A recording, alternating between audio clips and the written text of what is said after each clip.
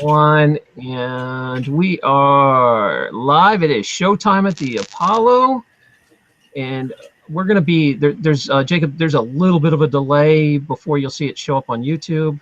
And then you'll want to mute it. Okay.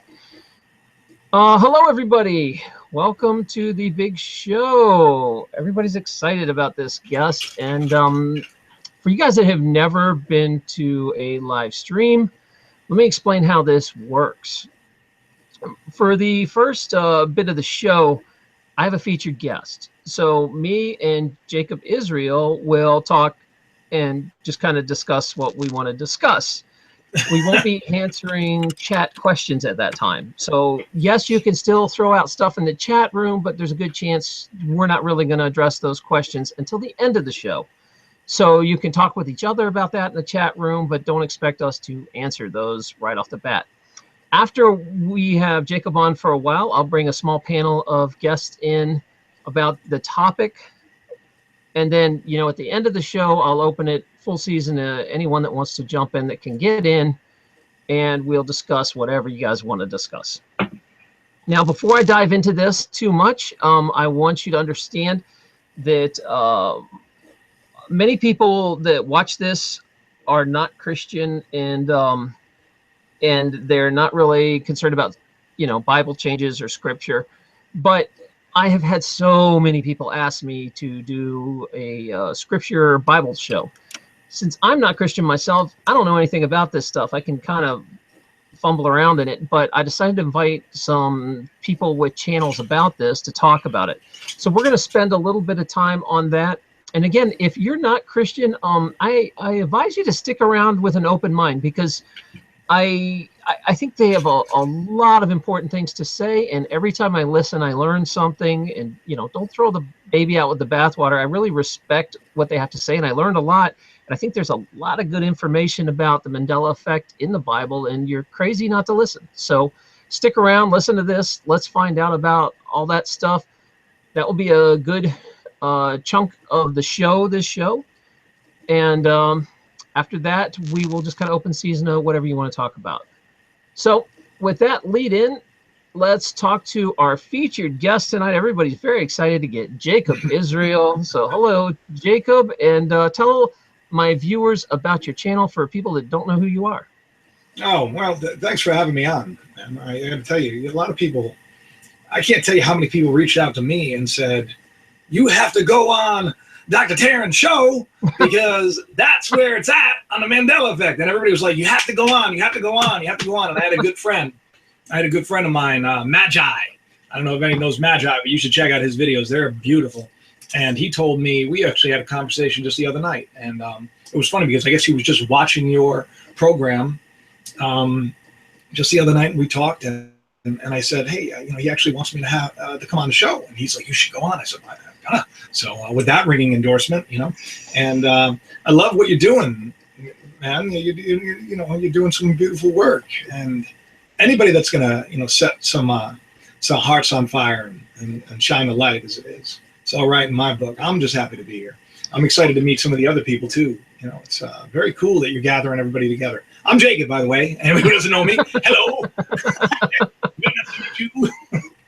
Right. I have a YouTube channel. I do. You know, I don't know where the link is, but I'm sure it's somewhere. Check it out.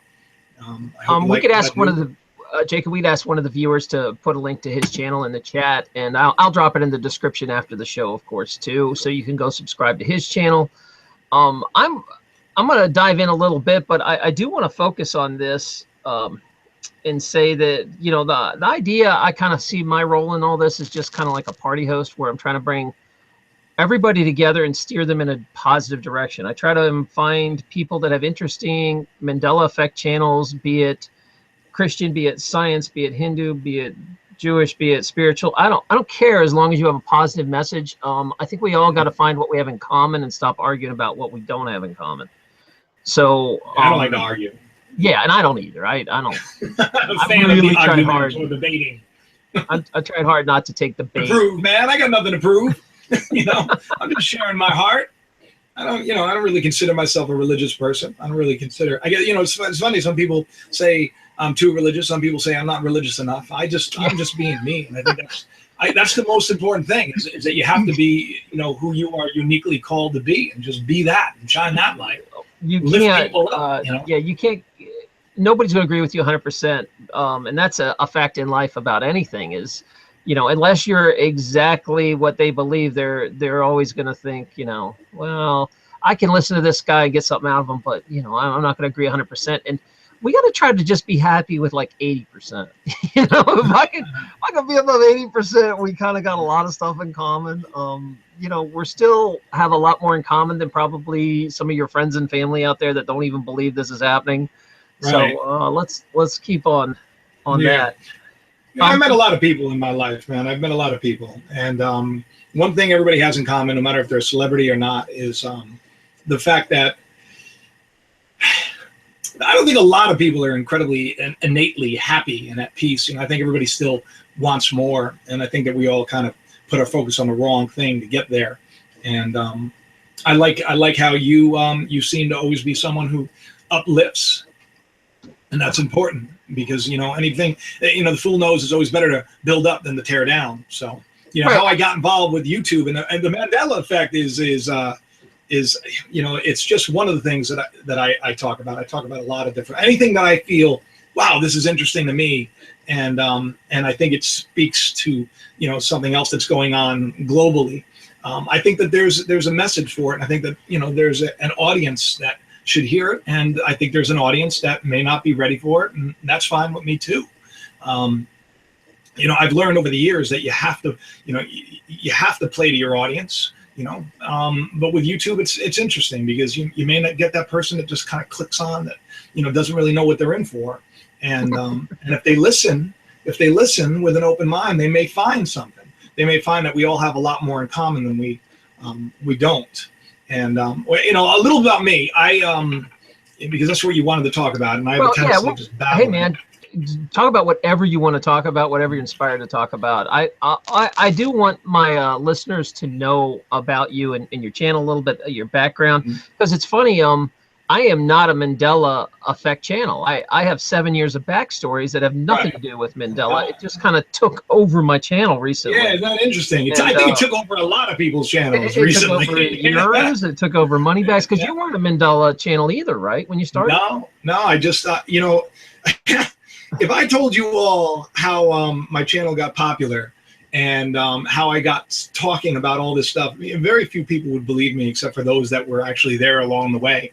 And it really is very miraculous. So for people that say that there isn't more, I say, when you wake up tomorrow, I think you'll find like at least 100 miracles that come your way. You just gotta pay attention. Some of them are a little more interesting, like how I am on your show today and how that all started. What started with me is that I was just my mother was a teen mom. She had me 18. She, when she was 19 years old, didn't get to graduate high school. And I grew up in a very wealthy town, and I wasn't wealthy. I never met my biological father. He took off when I was a baby, and I was in a project called Wilbur Peck Court. And then I ended up living with my grandparents. And so I started off, pretty much, humble. Which is interesting is that my grandparents there was another project in Stanford called Adam's Garden. So I think that's really kind of cool that the first 6 years of my life, my backyard was Adam's Garden. I think that's just kind of cool, because I think when you look at things in your life, if you look at, this is going to sound a little out there, but if you look at little things like your address or, the car that you drive or where you work, and you look at these, there's a lot of symbolism to everything around us. And it's almost like everything in life is leading us into a direction where we can actually find and discover that we are more than we thought we were. And that happened with me, so I got very, very sick when I was young. I was diagnosed with Crohn's disease and I was very, very ill. And it didn't, I don't want to talk about my childhood so much, but I got into acting. And I loved to act because it was like an escape for me. And it really kind of set the pace to where I would be in life.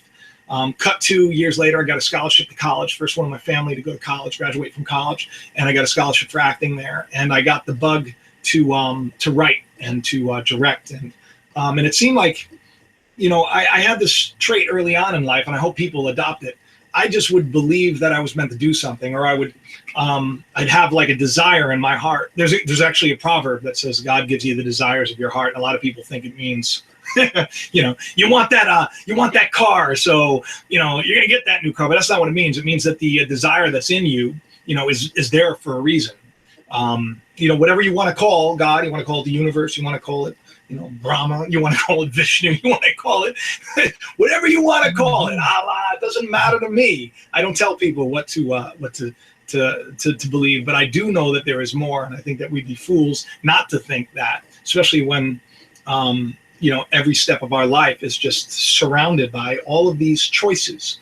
And we are really limitless in what we can do in our life. And a lot of people get trapped into doing the same old thing. I never was one of those people. I wanted to do more with my life. I had a vision for my life when I was very young. I believed that I would be doing this when I was around 12. I wrote about it in my novel. The lead character, Thomas, is pretty much like that. And so early on, I was very, like I said, I was very, very sick. And I went to school. When I got out of school, it was interesting because I broke my neck. And I was laid up. Well, no, it was not a big deal. It was actually a great thing. I wrote my first play because I broke my neck, and I was so if I hadn't broken my neck, I would have never become a writer, and I would have never had the career that I had. I'm actually an Emmy award-winning TV writer and producer. I was in TV for 20 years. A lot of people don't know that. I started off. I was the lead guy, one of 2 head writers and producers at World Wrestling when it was WWF between '99 and 2001. Wait. Wrestling doesn't have writers. That's all real, isn't it? Yeah, no, it's actually highly produced, and there's some really talented people. And when I got there, they didn't really have such script. They had more like bullet points. But I came in, and I was this, I was kind of green to the whole TV thing. I was like I said, I was a playwright. I had my own, theater company, and how I got the job was I was doing a film. With Alan King. It was a independent film, and I met Shane. He came into all these weird coincidences. And the weird thing about all this was I had a feeling that I was going to end up writing for World Wrestling. I didn't know why. About a week earlier, and then Shane showed up where I was working, and we got to talking. And next thing you know, I was meeting with Vince, and then I was their guy for like 2 years, and their ratings went through the roof. And from there, I just knew I needed to do more with life. And I said, no, man, I got to do more than this because my son was born. And so I left that, and I took over my own show.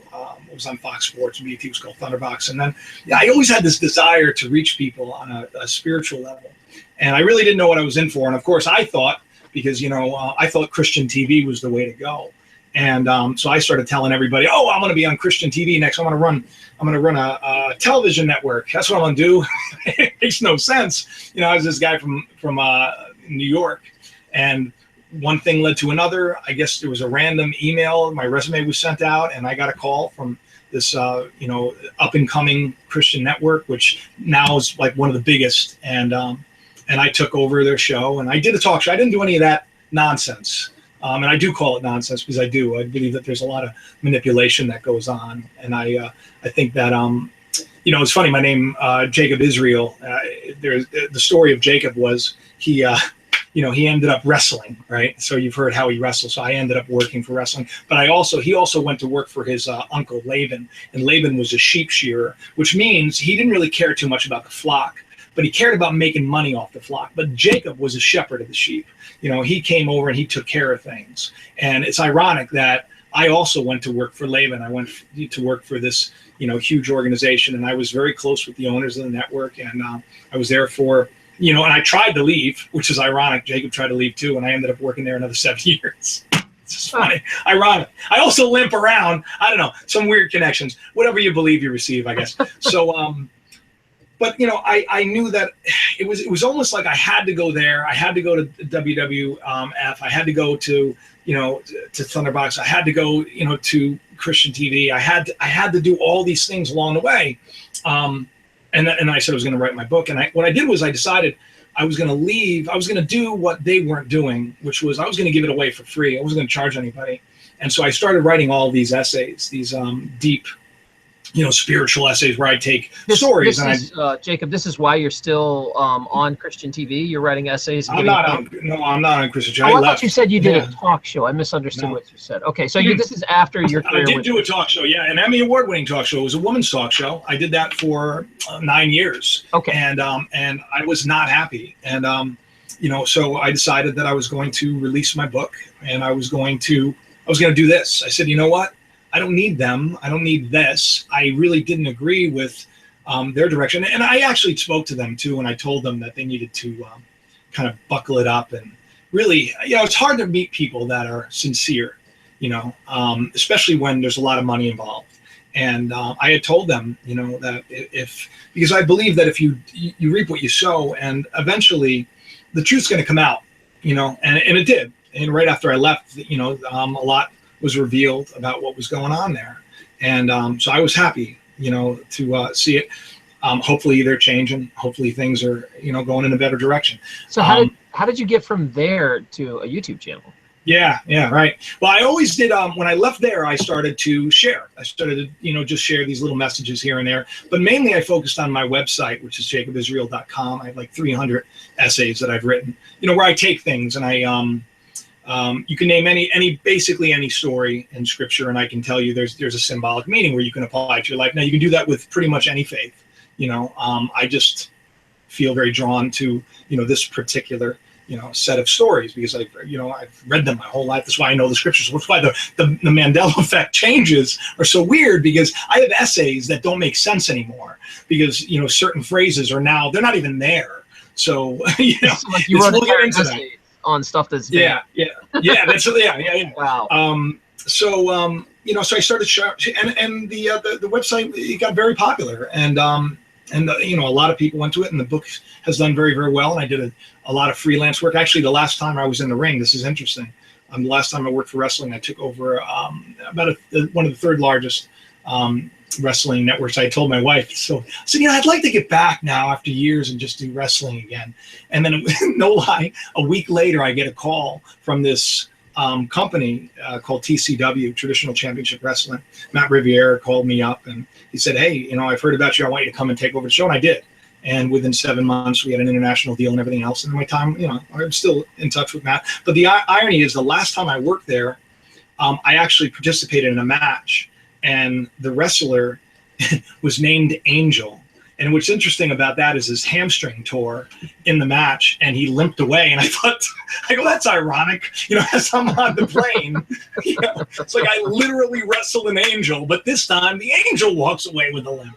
So I've had this. Okay, so basically what I'm saying is, I see my life a little bit different than most. I see it as people don't like this word magical.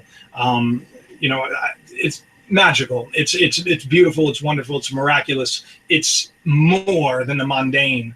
And I've always lived my life. So now, how did my channel get so powerful and so big? Right? I don't want to say powerful, but it's powerful to me because how this happened doesn't make any sense in the literal sense. I was just starting to go around, and I was lecturing on a lot of the symbolism of scriptures, and I had just been to Atlanta, and I spoke at a place where with a man that I respected very well, very much, and the book was about to come out, and so I'm one of those guys that if I feel inspired to do something, I usually listen to it. I do it. I don't really hold back, but I'm one of those guys that I want to make sure that I should do it first, and that's why you'll never hear me say things like, everything I'm saying is 100% true. I may say, I know it was this way, but I don't really mean I know that I know. Most of the time I'm saying, hey, I could be wrong, because I could be on a lot of the things that I share.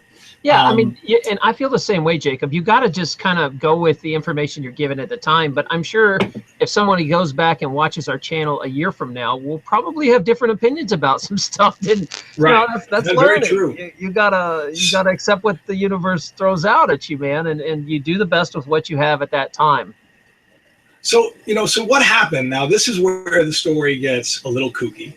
And if I didn't have like all of this stuff that you can actually look up and say, oh my goodness, he is telling the truth, because this is you would say that it doesn't make any sense. So like I said before, I always talk about things I'm inspired now.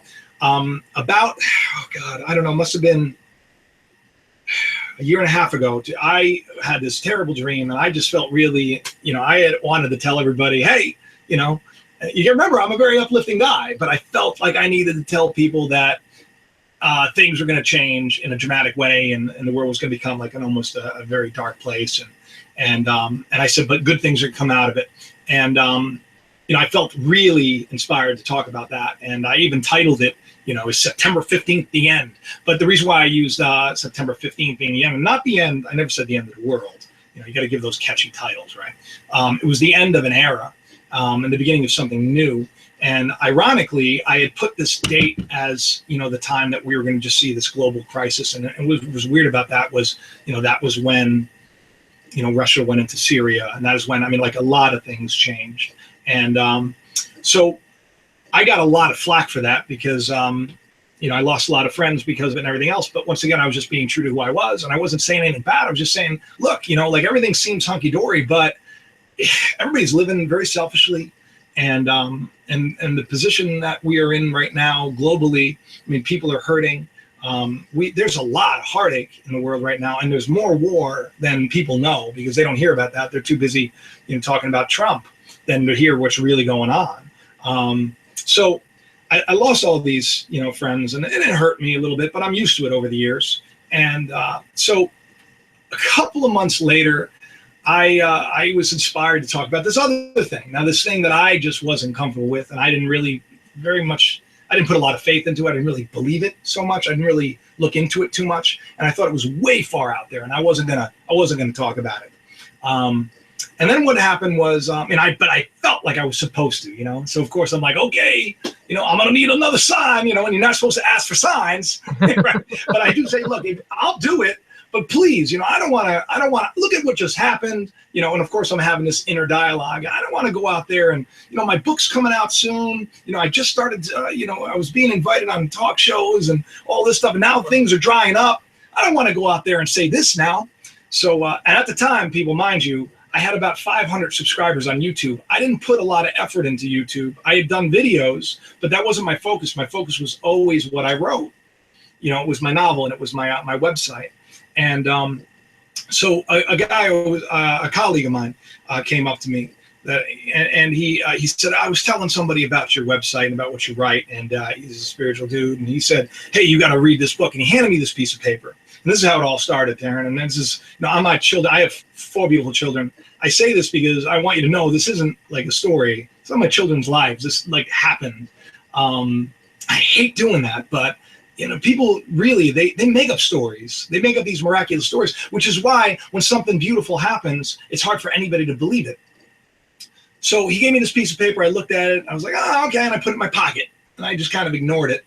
And so the next day, I was just basically, kind of walking back and forth and thinking like, I want to do another video. I don't know what I want to do. What should I do? What should I do? So I spent a lot of, I do a lot of contemplation and a lot of meditation, if you want to, or praying. I like to, I pray. People get annoyed when I say that, but that's what I do, whatever you want to call it. And after I'm done, I kind of put my hands in my pocket. Now, I had been wearing the same slacks from the day before just because I had a meeting, and it was like, I just didn't feel like pressing anything. And I feel that little piece of paper from that book that was, given to me by my colleague. And I open it up and I go, this has got to be it. Now, I want to preface this by saying that the night before, someone had sent me an email. He's an amazing music producer. His name's Edgar. He's called The Exhibition. You guys should look him up. I use some of his music. And he had just written me an email. And a lot of you know about this. He says, Jacob, have you ever heard of the Anunnaki? Okay. Now, I had, but I didn't really know that much about it. And I said, I think they're like the Sumerian gods, but I'm not really too sure. I'm not really into it that much. Probably, I said this, probably an allegory of sorts. I'll look into it, try to get back to you. At the same time, I had gotten another email from another reader of mine who said, Jacob, check this out. And it was a picture of this gigantic red planet. Okay, now I just kind of ignored it. I was like, oh, that's cool. It's, whatever. So then when I reached in my pocket that next day and I looked at that book, it was the Sitchin book, okay, which is crazy. So I go and I Google it and I read it and I said, oh my goodness, it's about the Anunnaki and a planet called Nibiru. Now, this is not something that I had put a lot of stock into. This is not something that was ever on my radar, although about 6 months earlier, I felt like I was supposed to talk about something extraterrestrial, about something coming our way, but I didn't want to get into any of that because I didn't know, I didn't really know much about it. So you would think that maybe I'd do the video then. I didn't do the video then. What I did was I went home and I told my wife about it. And I said, Danielle's my sweetheart, my angel. And I said, sweetheart, if you have a dream tonight about like aliens or like planets or something, let me know because I feel like I'm supposed to talk about this stuff. And so she didn't have the dream. I had the dream, and I woke up in the morning, and it was a weird dream. And but in the dream, there was this guy, David Daly, and he's another reader of mine. He's also a theologian, well-respected older man. I would never make a connection between him and this, and we weren't really close friends or anything. He's a wonderful man. I've gotten to be closer to him, but he was in my dream and he was laughing, and I believe dreams are significant. I don't know if you do. I believe that there's a purpose for all things, and I believe that sometimes they're there to kind of wake you up and look into things and highlight things in your life that maybe you're not paying attention to. So I called him, and I didn't call him first. I sent him a Facebook message, said, hey, David, I had a dream about you, and it's troubling me. Would you mind if we talked? He said, well, what was the dream about? I go, it's about aliens. And he goes, yeah, we should talk. And he sends me his number, and I call him up, and I got on the phone with him. And what does he tell me? He's been studying his life. He just never told anybody because he knows how people react about the Anunnaki and Nibiru. And I go, that's interesting because, I said, if I have a dream or, I'm going to do I do the video? Don't do the video. Okay. So I need more, right? So I get off the phone with him and I go in the shower and I'm just getting ready for my day. And of course I'm thinking, this is really weird. I don't really want to talk about this. The book's coming out in a couple of months and I really don't want to freak anybody out. And I have this friend of mine, his name's Bob Selesky. And he has a book called Athlon. It's a sci-fi series. He's another reader of mine, and he's an amazing writer, amazing sci-fi writer. Check him out. But he had asked me about a year and a half ago if he could base a character on me. And he wanted to, he was going to call the character Noah Israel. He was going to use some of the things that I wrote, poetry and stuff like that, and basically implant me into his vision. I didn't know what the story was about, but I had just gotten the book. He sent me a signed copy of the book maybe 2 weeks before all this happened. So obviously the book was written a long time ago, it was published and everything else, and he sent me a copy. As I'm showering, I think to myself, I wonder if that has anything to do with aliens. And I go, oh no. I go, if this has to do with Nibiru and the Anunnaki. So I go to my car, I look at it, and I skim through it, and I go, yeah, it's about an alien invasion. It didn't tell me what it was about, so I called Bob up. I said, Bob, do me a favor, tell me what your book's about. He goes, well, it's about the aliens, they basically seeded Earth. I'm like, does it have anything to do with the Anunnaki? And he goes, well, yeah, that's exactly what it's about. It's about Nibiru, and he tells me all about the Sumerian legend. And I said, Bob, so you're telling me, I tell him everything else that I'm telling you, that you put me, my essence, in the center of a sci-fi trilogy about the Anunnaki and Nibiru. Something that I really didn't. These things were. No. Right. I have the book right now. Look it up, Athlon. If you YouTube the trailer for Athlon, he asked me to do the voiceover, so I did the voiceover for him. I am not messing around with you on this. This is like legitimately true. Noah Israel is me. So weird. Do I do the video then? No, I don't do the video then. As I said before, I had probably about 500 on my YouTube channel. So then I really didn't want to talk about it, because I just thought, I was worried too much about what other people think. I'm not perfect, and we all do that. We all chain ourselves, kind of like Jonah, go to Nineveh. Tell him, I'm not going there. I got a book coming out. I'm not going to Nineveh. Are you crazy? They're going to call me crazy. Tell them about the Anunnaki and another planet. Okay, yeah, I'm right on that. They had a problem with me saying that there was going to be a world war. I mean, I want to talk about aliens now. Oh, good grief. So anyway, I don't do the video. And I go to Florida on vacation with my family. And man, this is so weird. I had kind of almost forgotten about it all, which was peaceful because I knew that I was supposed to do this. I didn't know why, but I felt like I was almost rebelling against my calling, if you will. Now, in the meantime, I had done a ton of research on this. I mean, it made sense to me. It made a lot of sense. It answered a lot of questions, and it filled in a lot of gaps. And, for those of you that are faithful, it does not negate any of these stories. In fact, it kind of adds an interesting twist to it. Now, am I saying I know for sure? The only reason I know is because of this, all this stuff, and because of my faith in it. And then what the weird thing is I'm in Florida. I'm not thinking about it. I go to sleep, and it was the worst dream I've ever had. And I have my little cell phone, and I'm running around with the cell phone because there's this thing coming, and these meteors are crashing, and I'm saying, I'm sorry, I didn't know it was real. I'm sorry. I'll upload the video now. And things just got out of control. It was like bombs, everywhere. And I'm like cowering. And I'm going, I'm sorry. And I felt in the dream, I felt like I had denied the very thing that I was called to do in this life. Crazy.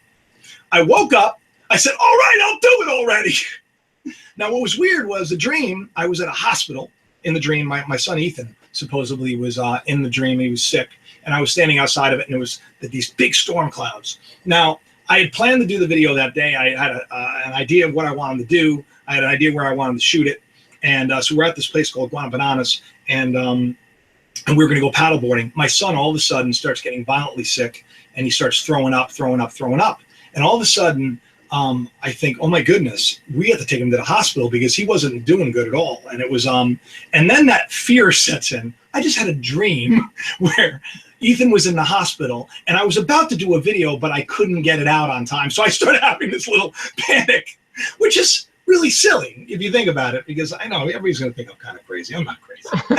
That's every crazy person. So we drive to the hospital, and as I'm driving up, I'll be darned if it wasn't the hospital in my dream, and there were storm clouds rolling in. So I tell my wife, and I tell the kids, I'm going to drop you off at the front. Kind of got to do a video on the way in, just being safe, Imagine my pets. You can actually watch that video. You see me, I look devastated, and I'm like walking with my little phone, and I'm just talking to people. I'm like, guys, I'm not saying I believe in it. I'm just saying this is what happened. Now this is where it gets weird. I kind of have to interject on this one here, because what happens with the universe is you'll get a message, and if you just keep ignoring it, it starts playing harder until you pay attention. And it's like, I said to make a video. I said to make a video. Then it's going to shake you until you listen. And I've had that happen a lot of time. And so what was weird was, so I got over my fear. I learned a message. The message was, why are you so worried about what people think?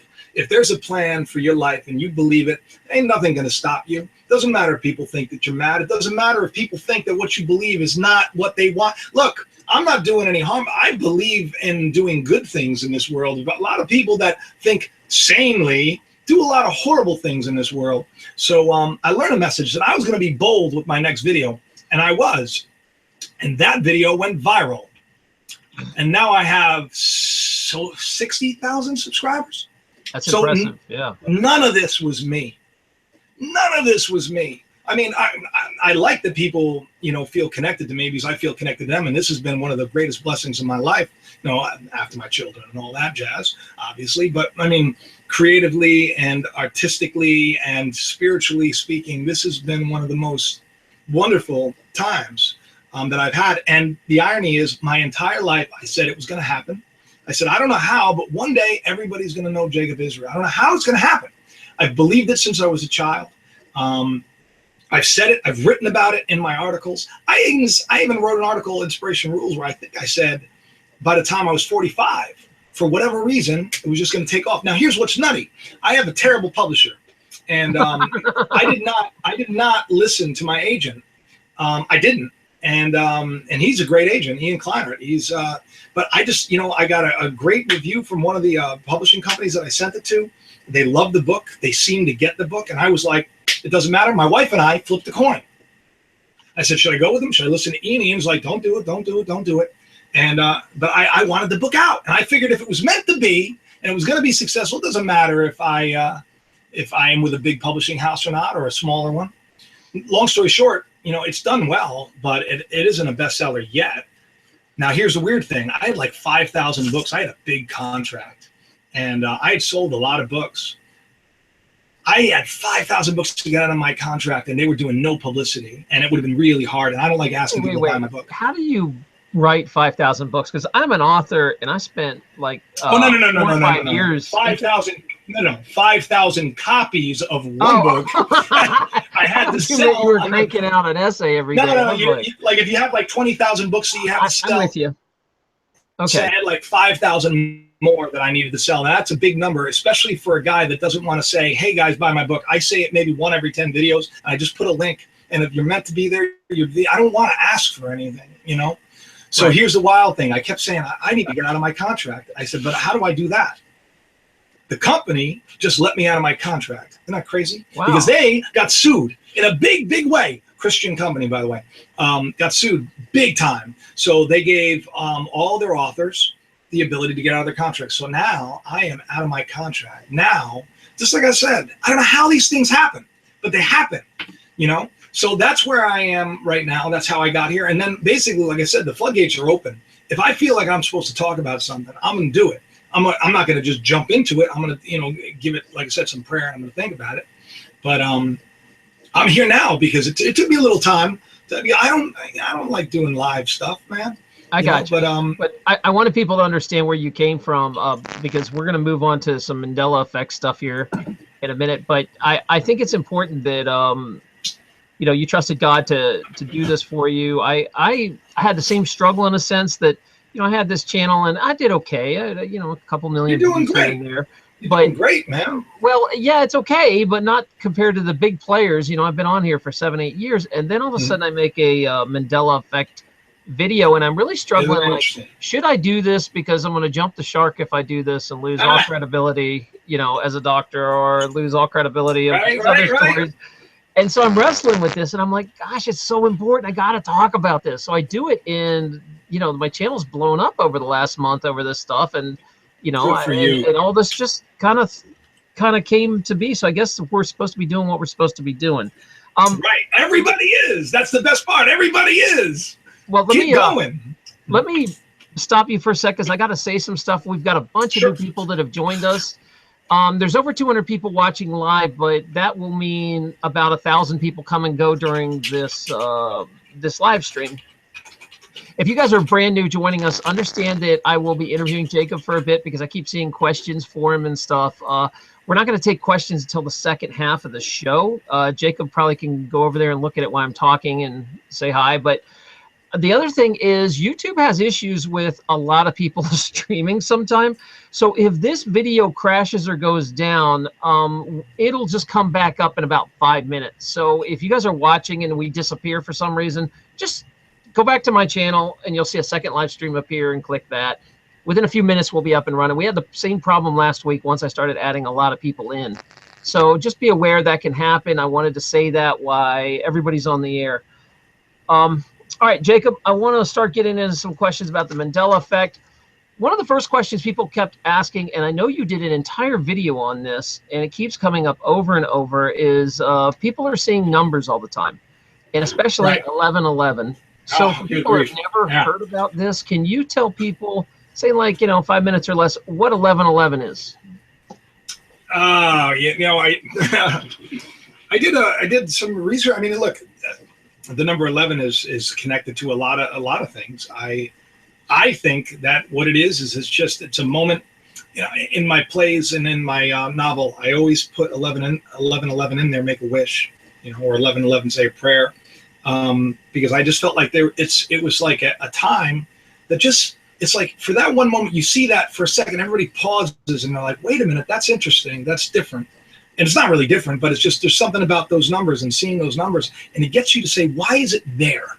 Why do I keep seeing this number? And I think when you start asking why, that's the door. So I think that it's kind of, it's just another way to get everybody to open that door. Why is it there? Why do I keep seeing those numbers? What does it mean? Because when you ask the questions, you get the answers. You may not get them the way you think, but you're going to get them. I could give you a lot of reasons that 1111 is big. For me, I used to see it a lot. I saw it a lot right before 9/11.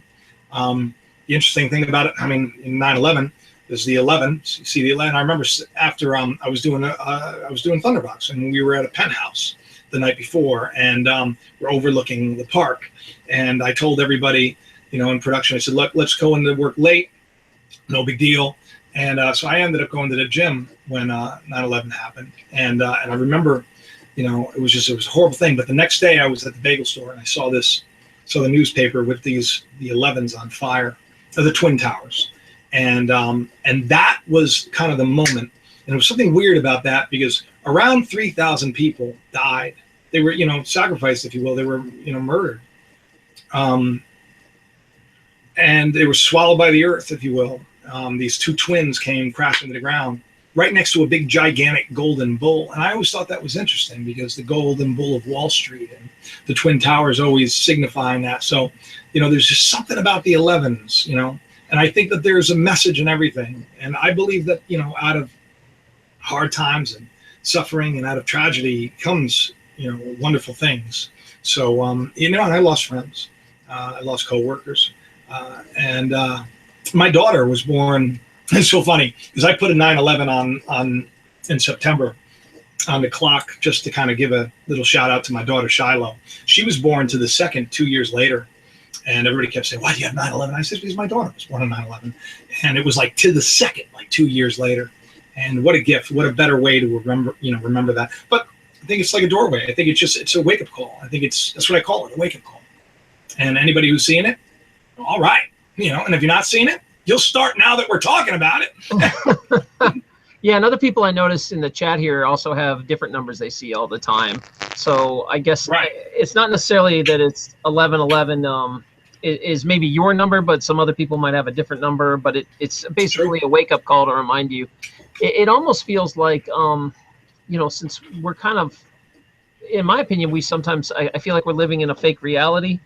And it's almost like the signal that reminds you you're in a fake reality, like the movie Inception or something where they put something in, or like every sci-fi show where they go into somebody's brain. They always have some sort of element that they see that reminds them.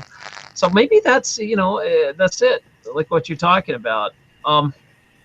Before we get into the Bible stuff, for you guys joining us, I forgot to mention, if you're new, we are going to discuss some Bible stuff tonight because I've had so many requests, and I've got some people coming on also to help discuss that.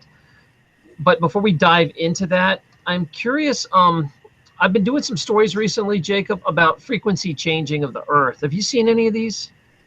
I haven't seen videos of it, but I've read a lot online about it, like changes in general. Yeah, I have.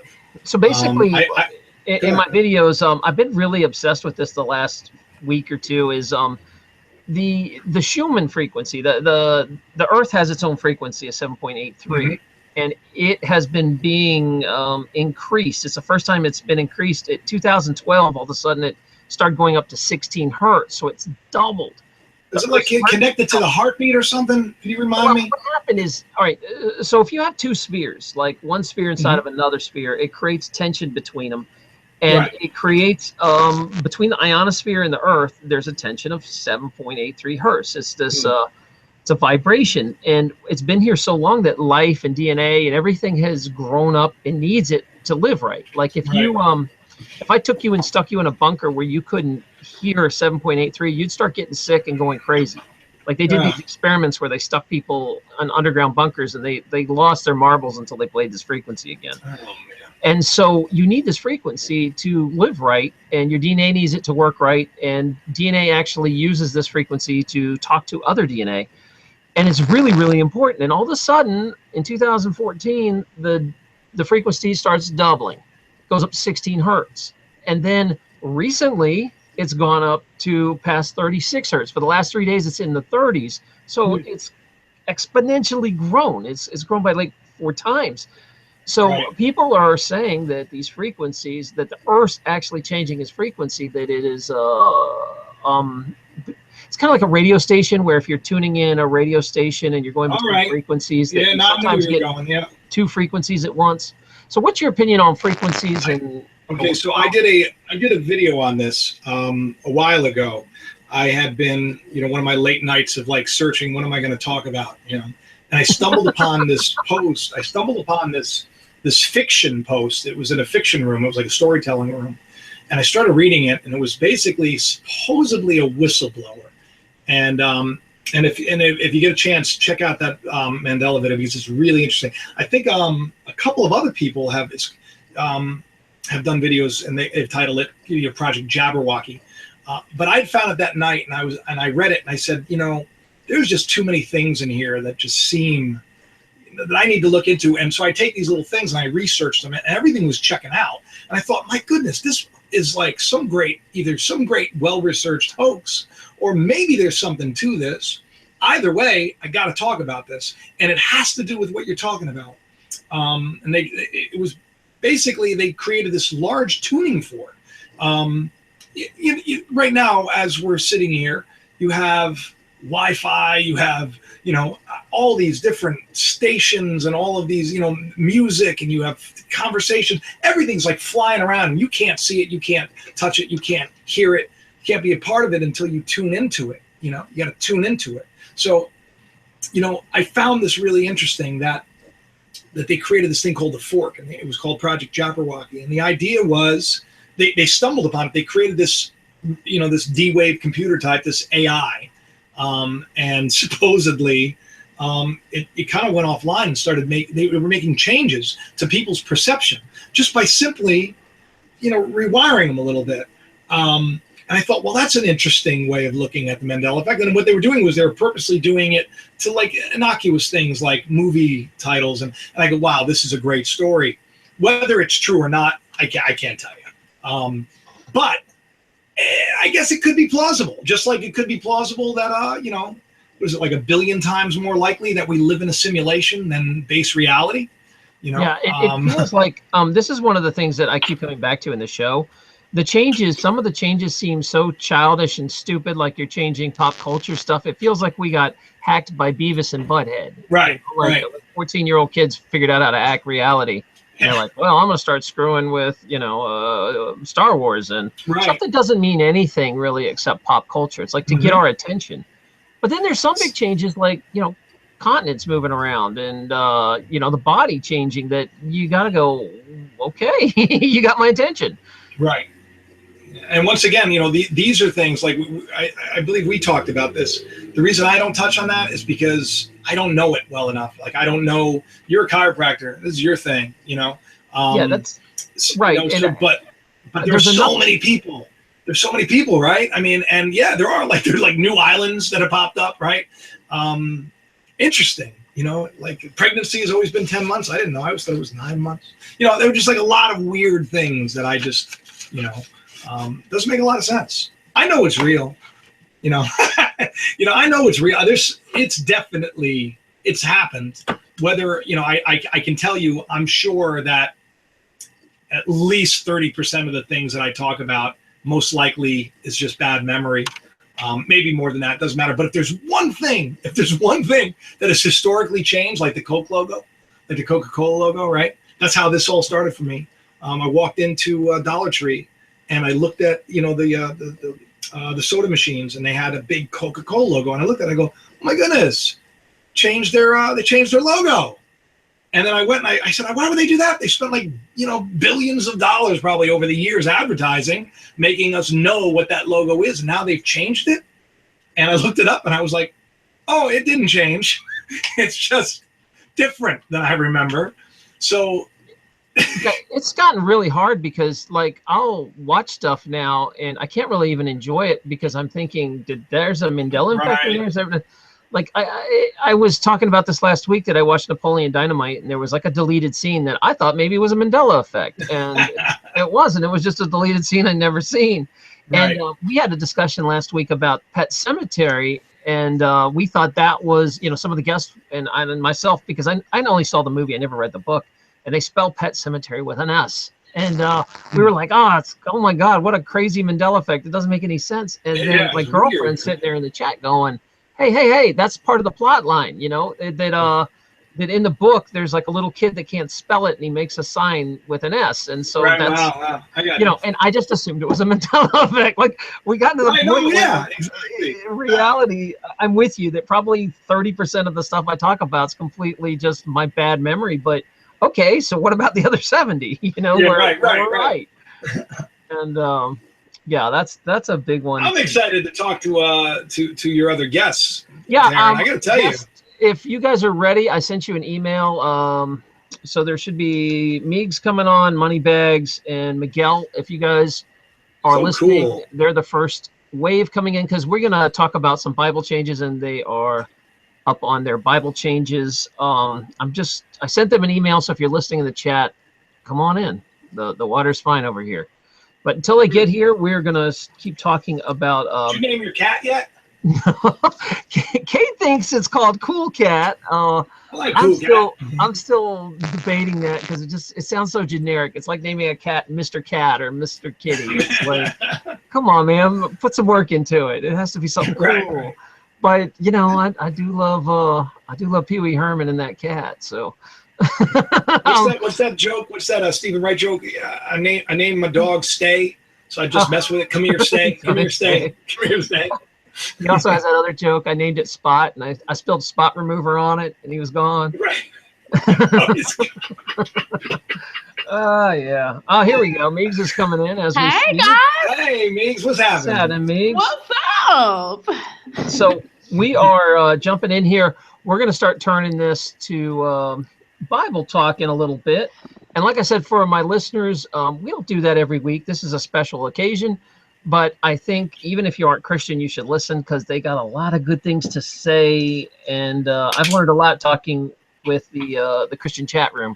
By the way, if you guys don't know, there is Hangouts that after this ends, you can go to. We have some different Google Hangouts set up. We have one that is called the Afterglow, which is just kind of like an introductory, nice place to go and say hi and meet everybody and make some new friends. If you're kind of feeling alone and you don't have a place to talk to people about this, your family and friends think you're nuts. We don't. So come on over to the Afterglow. Cool. Then you are not crazy. Also, there is another one that is just Christian based. If you want to go in, and it is a chat room where you can talk freely about that and feel comfortable talking with other Christians with who are going through ME. And then we have one that is called the Rumpus Room, where you can talk about guy humor, be dirty, use dirty language, all that stuff you've been wanting to do. That is that room where you can do whatever you want in there, and we're not going to care or moderate it. But if you're a jerk in the other two rooms, you will be kind of moderated out if you're a troll. But the Rumpus Room's fair game. You can go over there and be a jerk over there if you want. So there you go. All right, so let's welcome our guest Meegs. For you guys that have not seen Meegs before, she has a YouTube channel. Tell us in about a minute about your YouTube channel, Meegs. Okay, so it started. The first video that I did was about Pizzagate, and last time I talked about it, so I won't really get into it this time. But it was sort of like an emotional reaction video, and I sort of segued into talking about the Mandela Effect because, now I consider myself to be like a truther or conspiracy expert. So I just like cover them all because no one in my life will talk about them with me. I have to talk about them online, and I found an amazing, beautiful community of people that know what the heck I'm talking about. Right. So yeah, so the Mandela Effect is sort of what I've been talking about the most recently because it's just so crazy. It does hijack your channel very quickly. Yeah, I noticed that with you too, Dr. Lupo. I also want to welcome another guest here, my buddy Miguel. He runs the Christian chat room after this, if you guys want to jump in. And hey, Miguel, so you guys want to say hi to Miguel. And Miguel, tell us a little bit about yourself and keep it under a minute. We're going to try to give everybody a chance to talk. Hello? He sounds like Mickey Mouse. Oh, is that Miguel that's talking like a robot? Miguel, I think you might have to fix your mic. Sounds like Mickey Mouse. Oh, what's up? Miguel? Mickey Mouse doesn't have suspenders anymore. Yeah, Miguel, come back out and in. Although it's entertaining, I don't think it's that good yet. So Miguel, try to fix that and come back in. Yeah, we'll talk about Mickey Mouse. Sure, he doesn't have suspenders. Oh no. All right. Anybody else that is we will open the chat room up after a while after we discuss some things. So let's hope he gets that straight, because he does have lots of good things to say. Much better. Yeah. Go ahead and introduce yourself, Miguel. Hey, I'm Miguel Perales, and I just I guess I stumbled upon Dr. Tarrant's YouTube videos, and I don't know, I got kind of interested in it. And when he opened up that Mandela Effect room and Hangouts, I just kind of joined in and kind of felt right at home there, talking to people about, you know, different subjects about the Mandela Effect. And I don't know, I just started feeling pulled and went out, like the Bible changes and whatnot, because of course the Mandela Effect affects everything. I mean, it's not just one particular thing that it affects. So for me, you know, it was kind of weird though. The first thing that kind of woke me up to the Mandela Effect was the Cheez-Its sign was different. Now it's Cheez-It, as you guys might know. But it was kind of weird for me because I didn't think it was a real phenomenon. But once after I started seeing other Mandela effects, you know, changing things around, you know, kind of really woke me up to the fact that this could be a real phenomenon. But I guess, you know, for me, since I'm a Christian, it really affected me more because of the Bible changes and whatnot. So, and we're about to dive into that, Miguel. Yep. Before we really get in here, here's the way this is going to work, guys. I want to make sure all of us get a chance to talk and say your thing. So I am going to ask you to keep your response under a minute. So I'm going to throw something out on the table. This is going to be like old school McLaughlin group. You guys, is that too old to mention? McLaughlin group, where I'm like, Pat Buchanan, tell us about voodoo economics. Go. You know, all right, that joke's probably lost under anyone that's 30 and under. All right. Pat Buchanan, go. McDonald's? Ooh, what? All right, so I'm going to start because as the non-Christian in the group, I am trying to understand this stuff and listen. And I'm going to start with the quickening. Could you guys explain what the quickening is and what it has to do with the Mandela Effect? The quickening. Who wants to take it first? What, the quickening of like the time? I thought it's mentioned in Revelation, something about quickening. Do you guys know what this is? I know of like the quickening of the Holy Spirit. No? Am I asking a question that I stumped the room? This is what I was told to ask. Go ahead, Miguel. You can take it. No, but I'm more along the lines of what Meegs is saying. Like, maybe elaborate a little bit more on what the quickening. Are you talking about the quickening of time or the quickening of a spirit, or?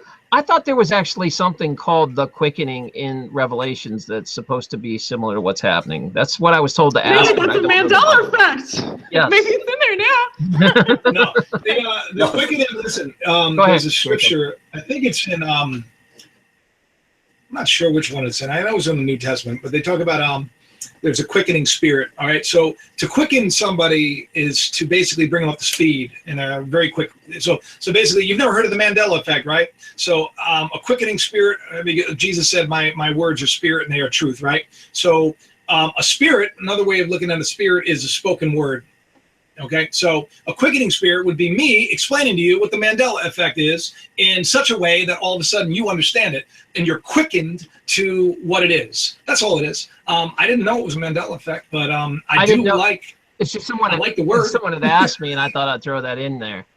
Now, let's see where it is. Can you guys? Oh yeah, it's in Corinthians. It's Corinthians. That's where it is. Can you guys see my screen when I have up right now? Can you see this? Yeah. Where I'm talking about aliens. So aliens in the Bible. There was I originally watched Jacob's video, and he was the first person to talk about that. He found this verse with an alien in it, and then some guy posted this on Facebook, and he was using it kind of as like I don't know, some sort of anti-immigrant thing. But I was like, oh, what a great source here! Oh my all these goodness. aliens. So they're all highlighted, and now the Bible mentions aliens 10 times. 10 times now. Yeah. I would like your reaction to this. Go ahead, Meeks. Go ahead. Okay, so Kat from Extol Yeshua always, I wish she was on here, but she talks about some of the stuff that are Mandela effects with the Bible changes are paralleling what's going on in contemporary society right now. Like, so aliens you know, a lot of people think, a lot of Christians think like the Antichrist will be some kind of like alien entity. And there's a lot of people talking about, you know, like aliens, like they're in, you know, 6 months or something, we're going to find out that aliens have always been like infiltrating the government and stuff. There's an agenda, like this alien agenda to bring in. Also like Trump, like with the last like trumpet, it's talking about trumpets and Revelations. Now it's Trump instead of trumpets. So it's like we have this contemporary like referencing of like, you know, now there's governors in the Bible, there's like physicians in the Bible now, like all these like contemporary words and contemporary things. There's even pence in the Bible instead of like coins or something. It's pence. Pence is Trump's vice president.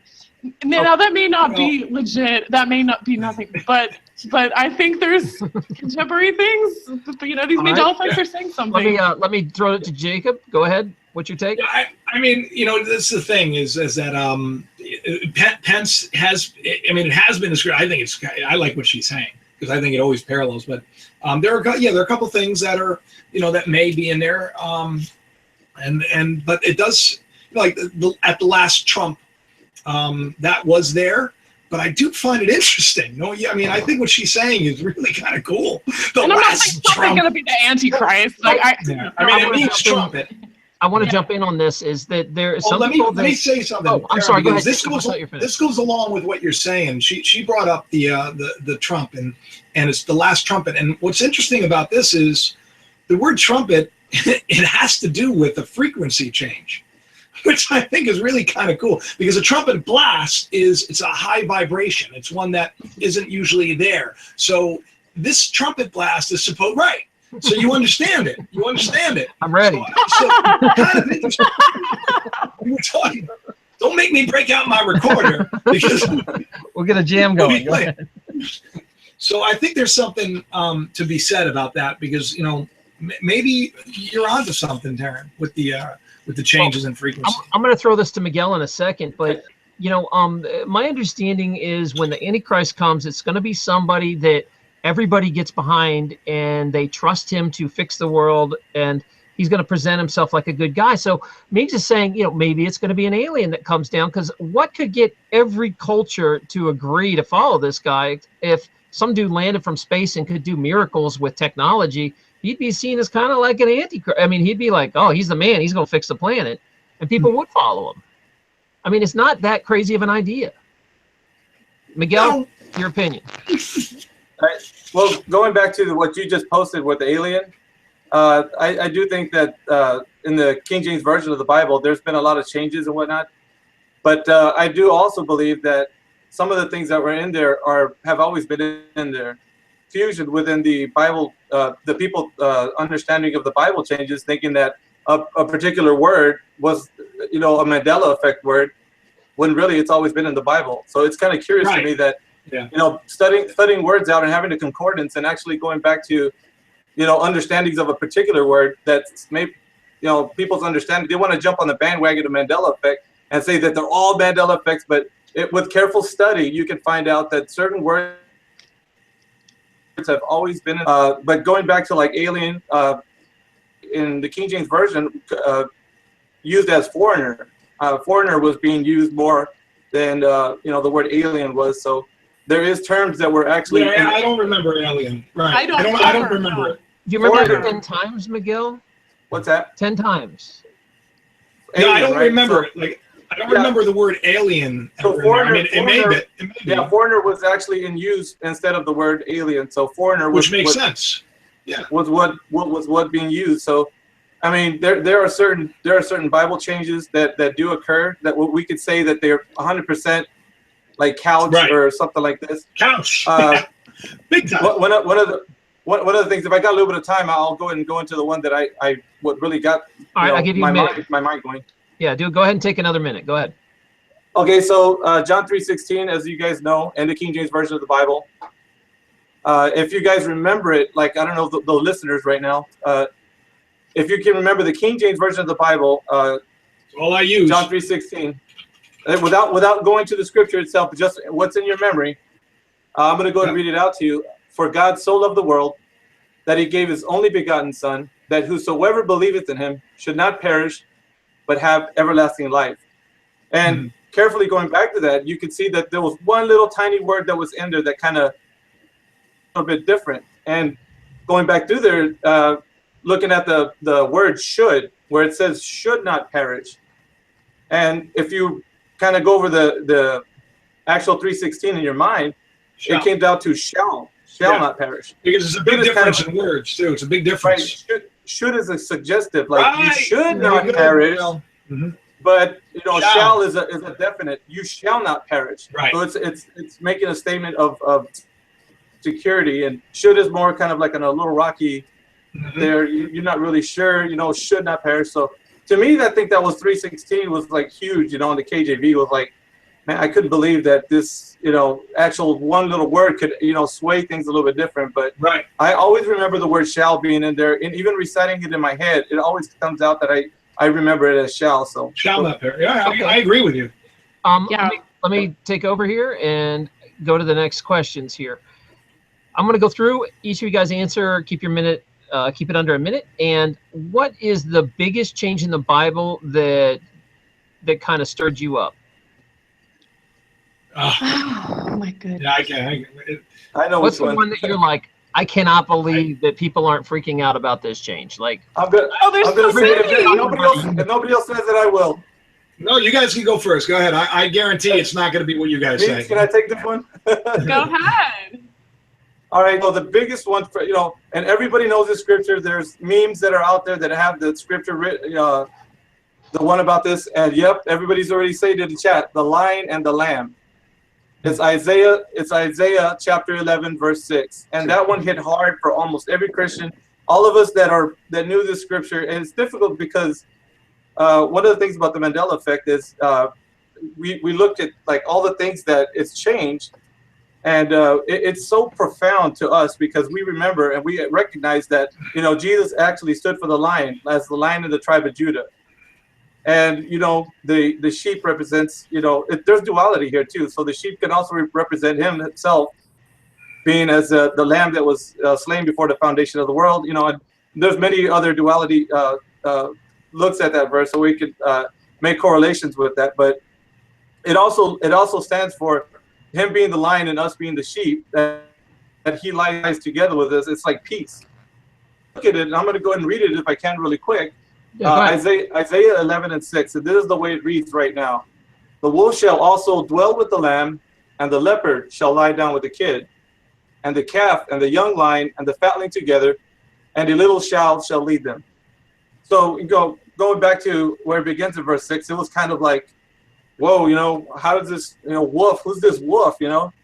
But a lot, you know, that we tell about this, they say, well, it's always been in there. You know, wolf has always been what's been in the Bible. It's never changed. But, you know, there's memes. There's people that have little statues that have the lion with the lamb.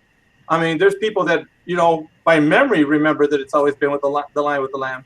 So it's kind of one of those huge ones that, you know.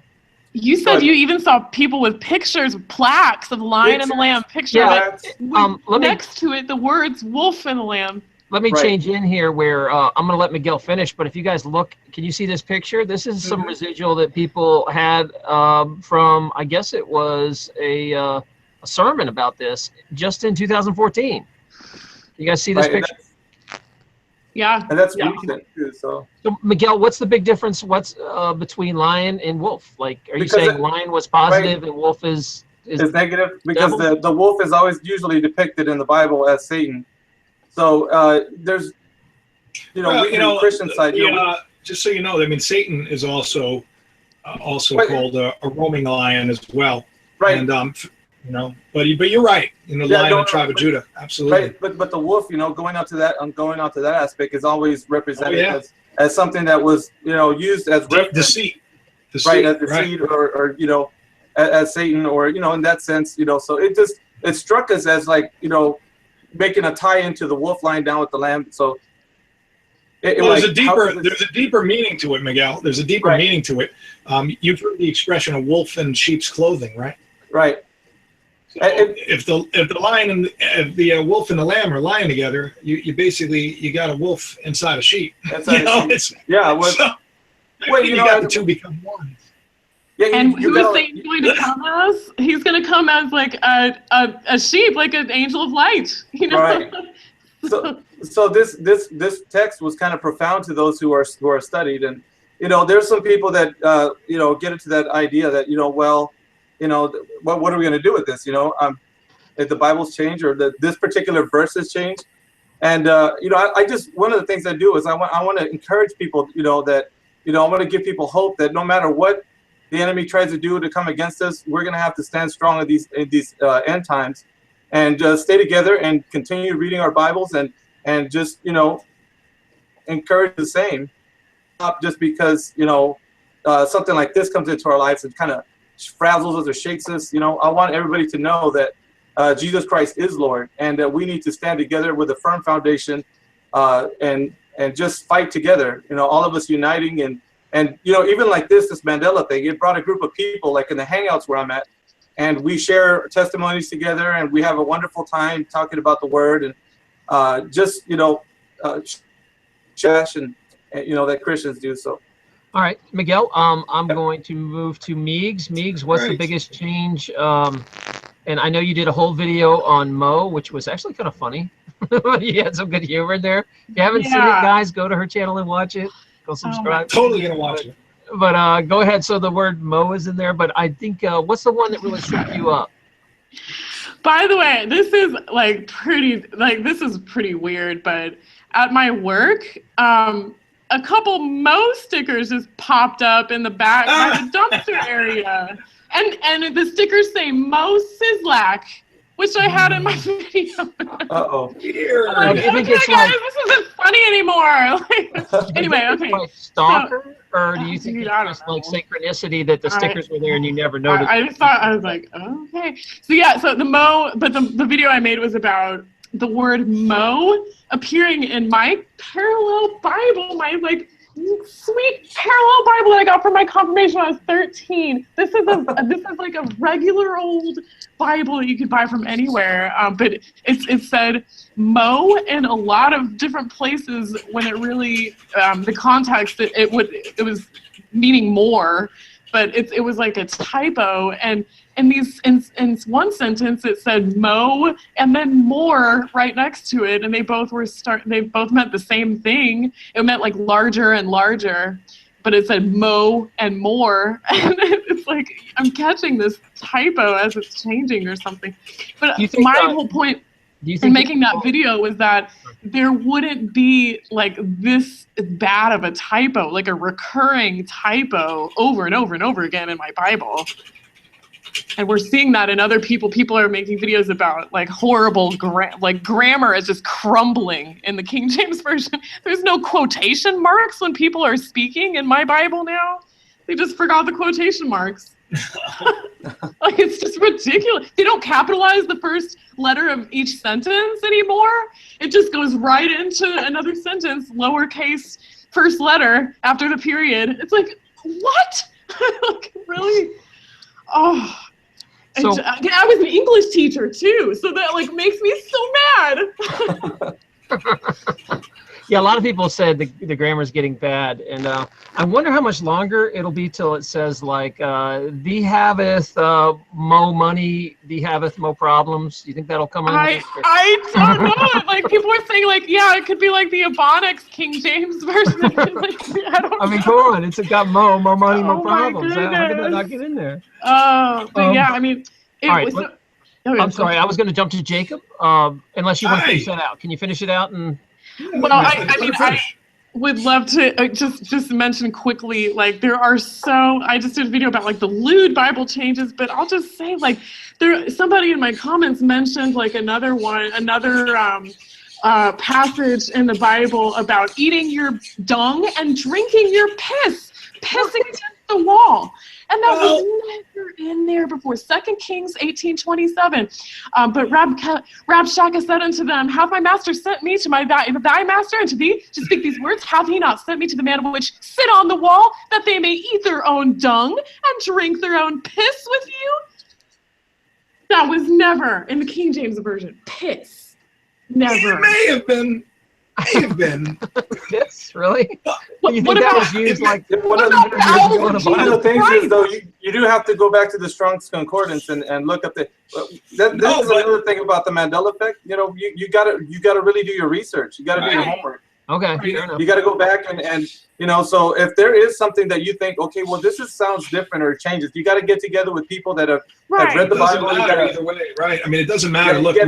we know it's real. Hold on, let Jacob take on. Jacob, No, you've been waiting. yeah. Go ahead, bud. Oh, that's okay. No, I love what you all are saying. I think it's beautiful. You know, Biggest we know change that it's to you. What shocked you in the Bible? You haven't had Well, your you know, chance. it's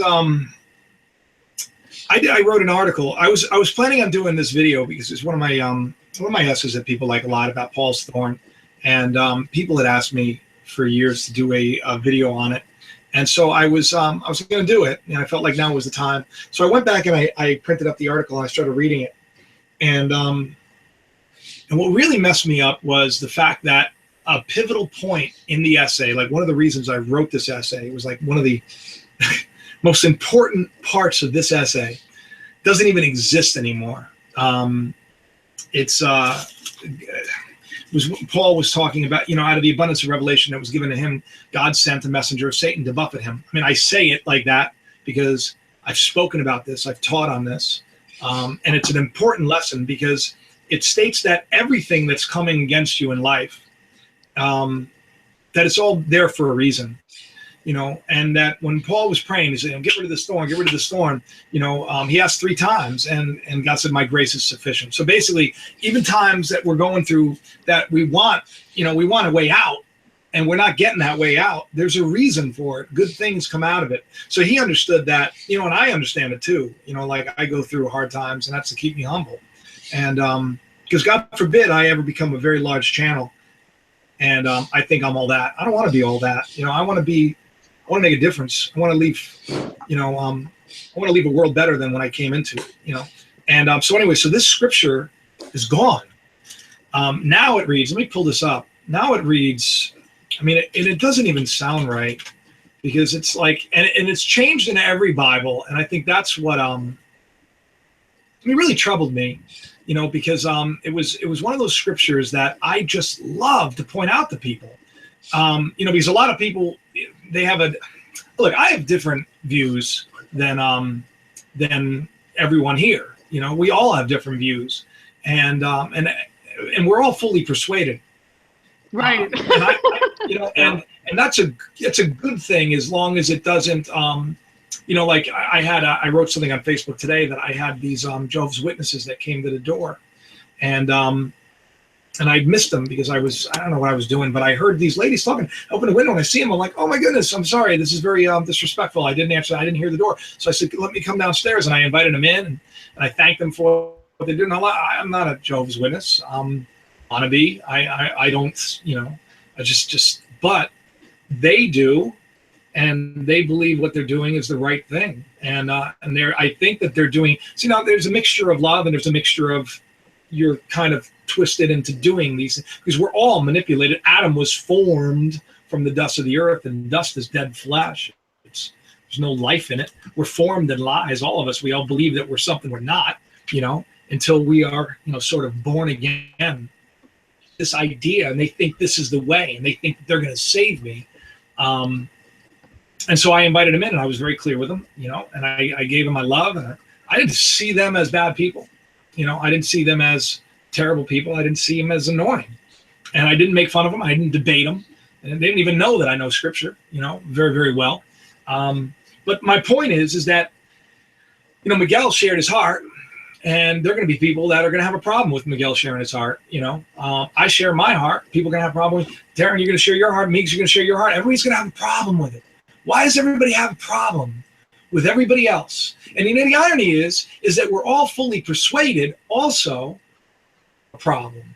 That if you don't believe the way I believe, then you're a bad person. You are going to be punished. And if that, see, this is the reason why I see things my way, because we're made in the image of the God we believe in. And you have to remember that.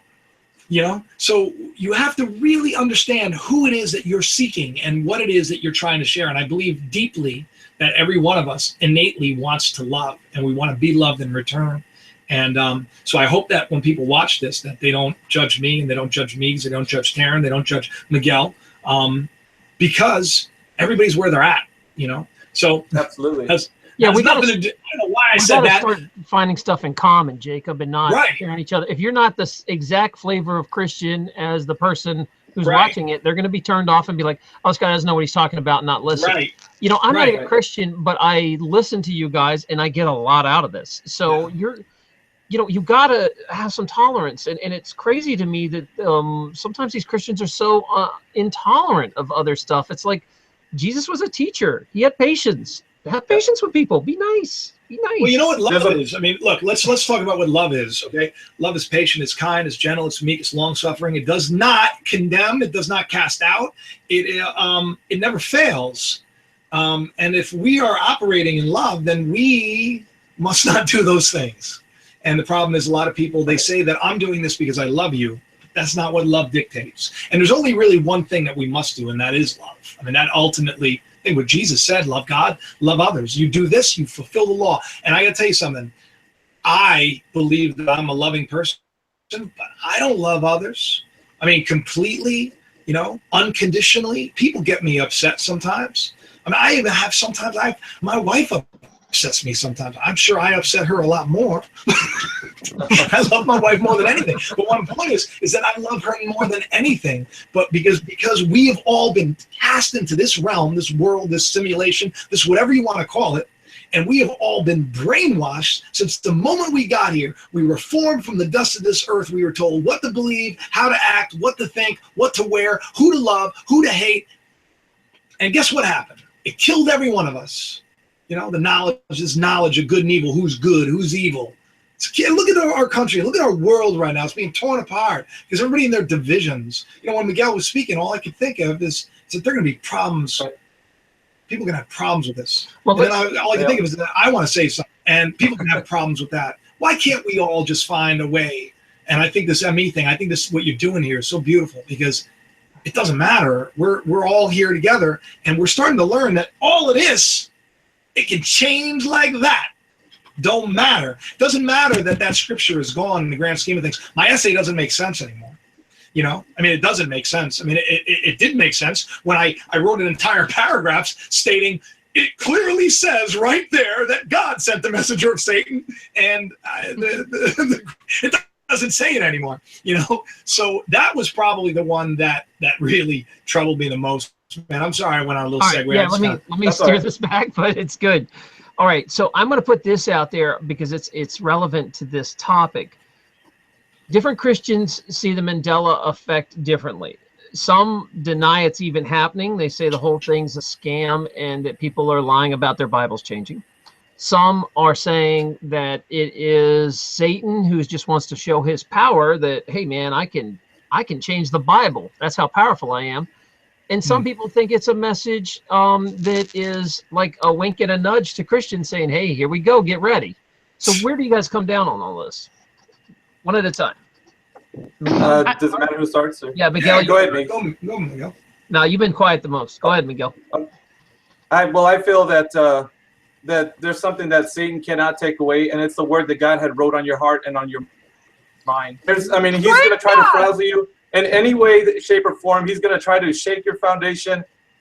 And Christians have been dealing with this for as long as, you know, God has given us the word so that we can understand. So the Holy Spirit brings us into all truth. And I know that what gives us strength is knowing that nothing that Satan can do or come against us will ever remove that which God has given us. And that's the security and the salvation that he's given us and believing in him. So that I know that I find comfort in, and no matter what Satan can do or throw out there, is that God will always keep that security and give us that peace and comfort. And even in these end days, when things are happening and everything's all going crazy and people are just scared, you know, and I just feel like we need to come together as people that are affected by this and just say, you know what, he's not gonna deter me from my mission and loving on other people and sharing the words, you know, being positive and it takes a lot for somebody to get to that. And also, I like to encourage people, just gather together wherever you're at your local congregation, and just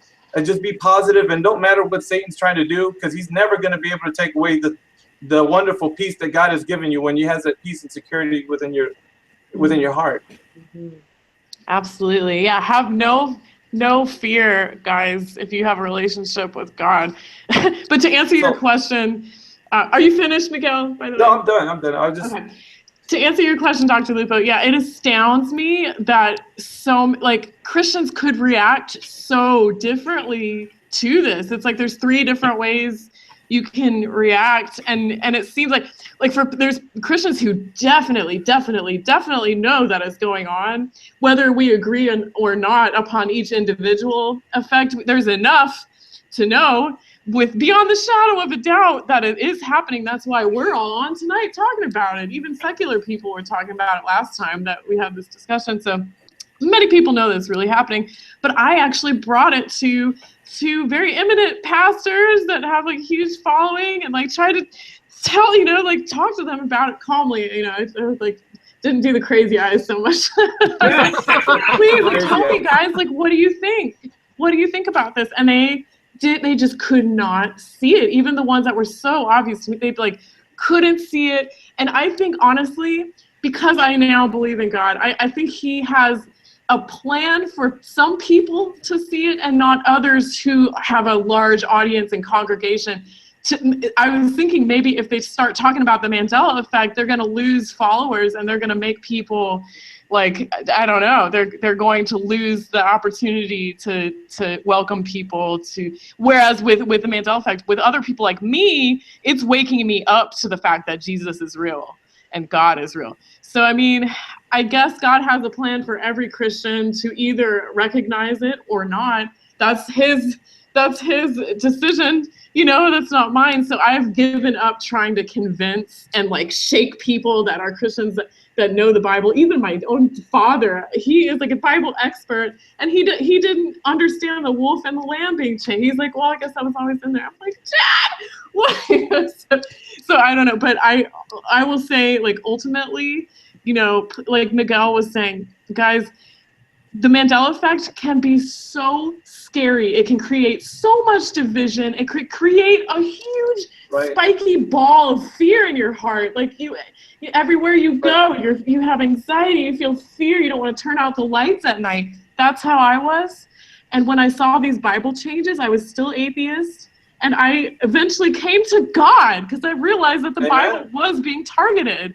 And, thank God, Kat from Extol Yeshua always, she was like sort of a big influence on me to wake me up and see that this was actually happening in the Bible. And I was like, if they're targeting this, then there must be something really good about this Bible, that like there must be some kind of power that Satan wants to, gloss over and like scare people, so anyway, that's my spiel, guys. But I would say to anyone who's listening, if you're confused as heck about the Mandela effect, please know that there's the option to come to Jesus Christ and he'll take away your fear. I guarantee it. I guarantee it, because it worked for me. But, that's awesome, Meegs. Yeah. Jacob, where are you at on this? Yeah, I mean, I listen. I think that it's you bring up a valid point about how the Bible is so important to so many people, and I've studied it at least the last 20 years of my life intensely, since I was a child, since I was able to read. I think there's another message too. Is a lot of people. See, now here's the thing. If something is written differently, but in your heart that it's not right, like the parable about where Jesus is, he's talking about the kingdom, and he's likening it to a king and a ruler in a kingdom, and he says, bring those that don't believe or have me to rule over them, and let me show them before me. And it's changed to now murder them in front of me. That's a parable about the kingdom. That's a huge one. Okay? That's huge. So now what I'm getting at is, if the Bible is the place to know God, well, you got a problem now. Okay, so like where you say keep reading it, and I say that's great because I still do, But I also know that what's written there. I mean, this thing is, you got to remember, it's been canonized. It's ironic, but there's 66 books. It's the double-minded man, and it was canonized by the Holy Catholic Church, and it's been changed over the years. And this. And a lot of people say the King James. That's why I find it interesting. They always say the King James of 1611. That's the one. That's the one that I read too, Miguel. So if that's your Bible, I love that Bible. I love the Old English, and I've memorized many passages of it. But I think that there's also something to be said for the fact that now you don't need it, because I mean, like I said before, all of a sudden now it's not shall not perish, but you shouldn't perish, but you might, So and there's a lot of things that would help. Go ahead. No, so what I'm getting at is, there's a. I mean, Jesus said it. He said, you search the scriptures, for in them you think you have eternal life, and they're the very ones that testify of me, and you won't listen. And passages where Jesus says, judge not, lest ye shall be judged, right? Except for it doesn't appear that way anymore, even though we know what it said to us. Judge not, another big one. Yet ye lest not be judged. Yeah.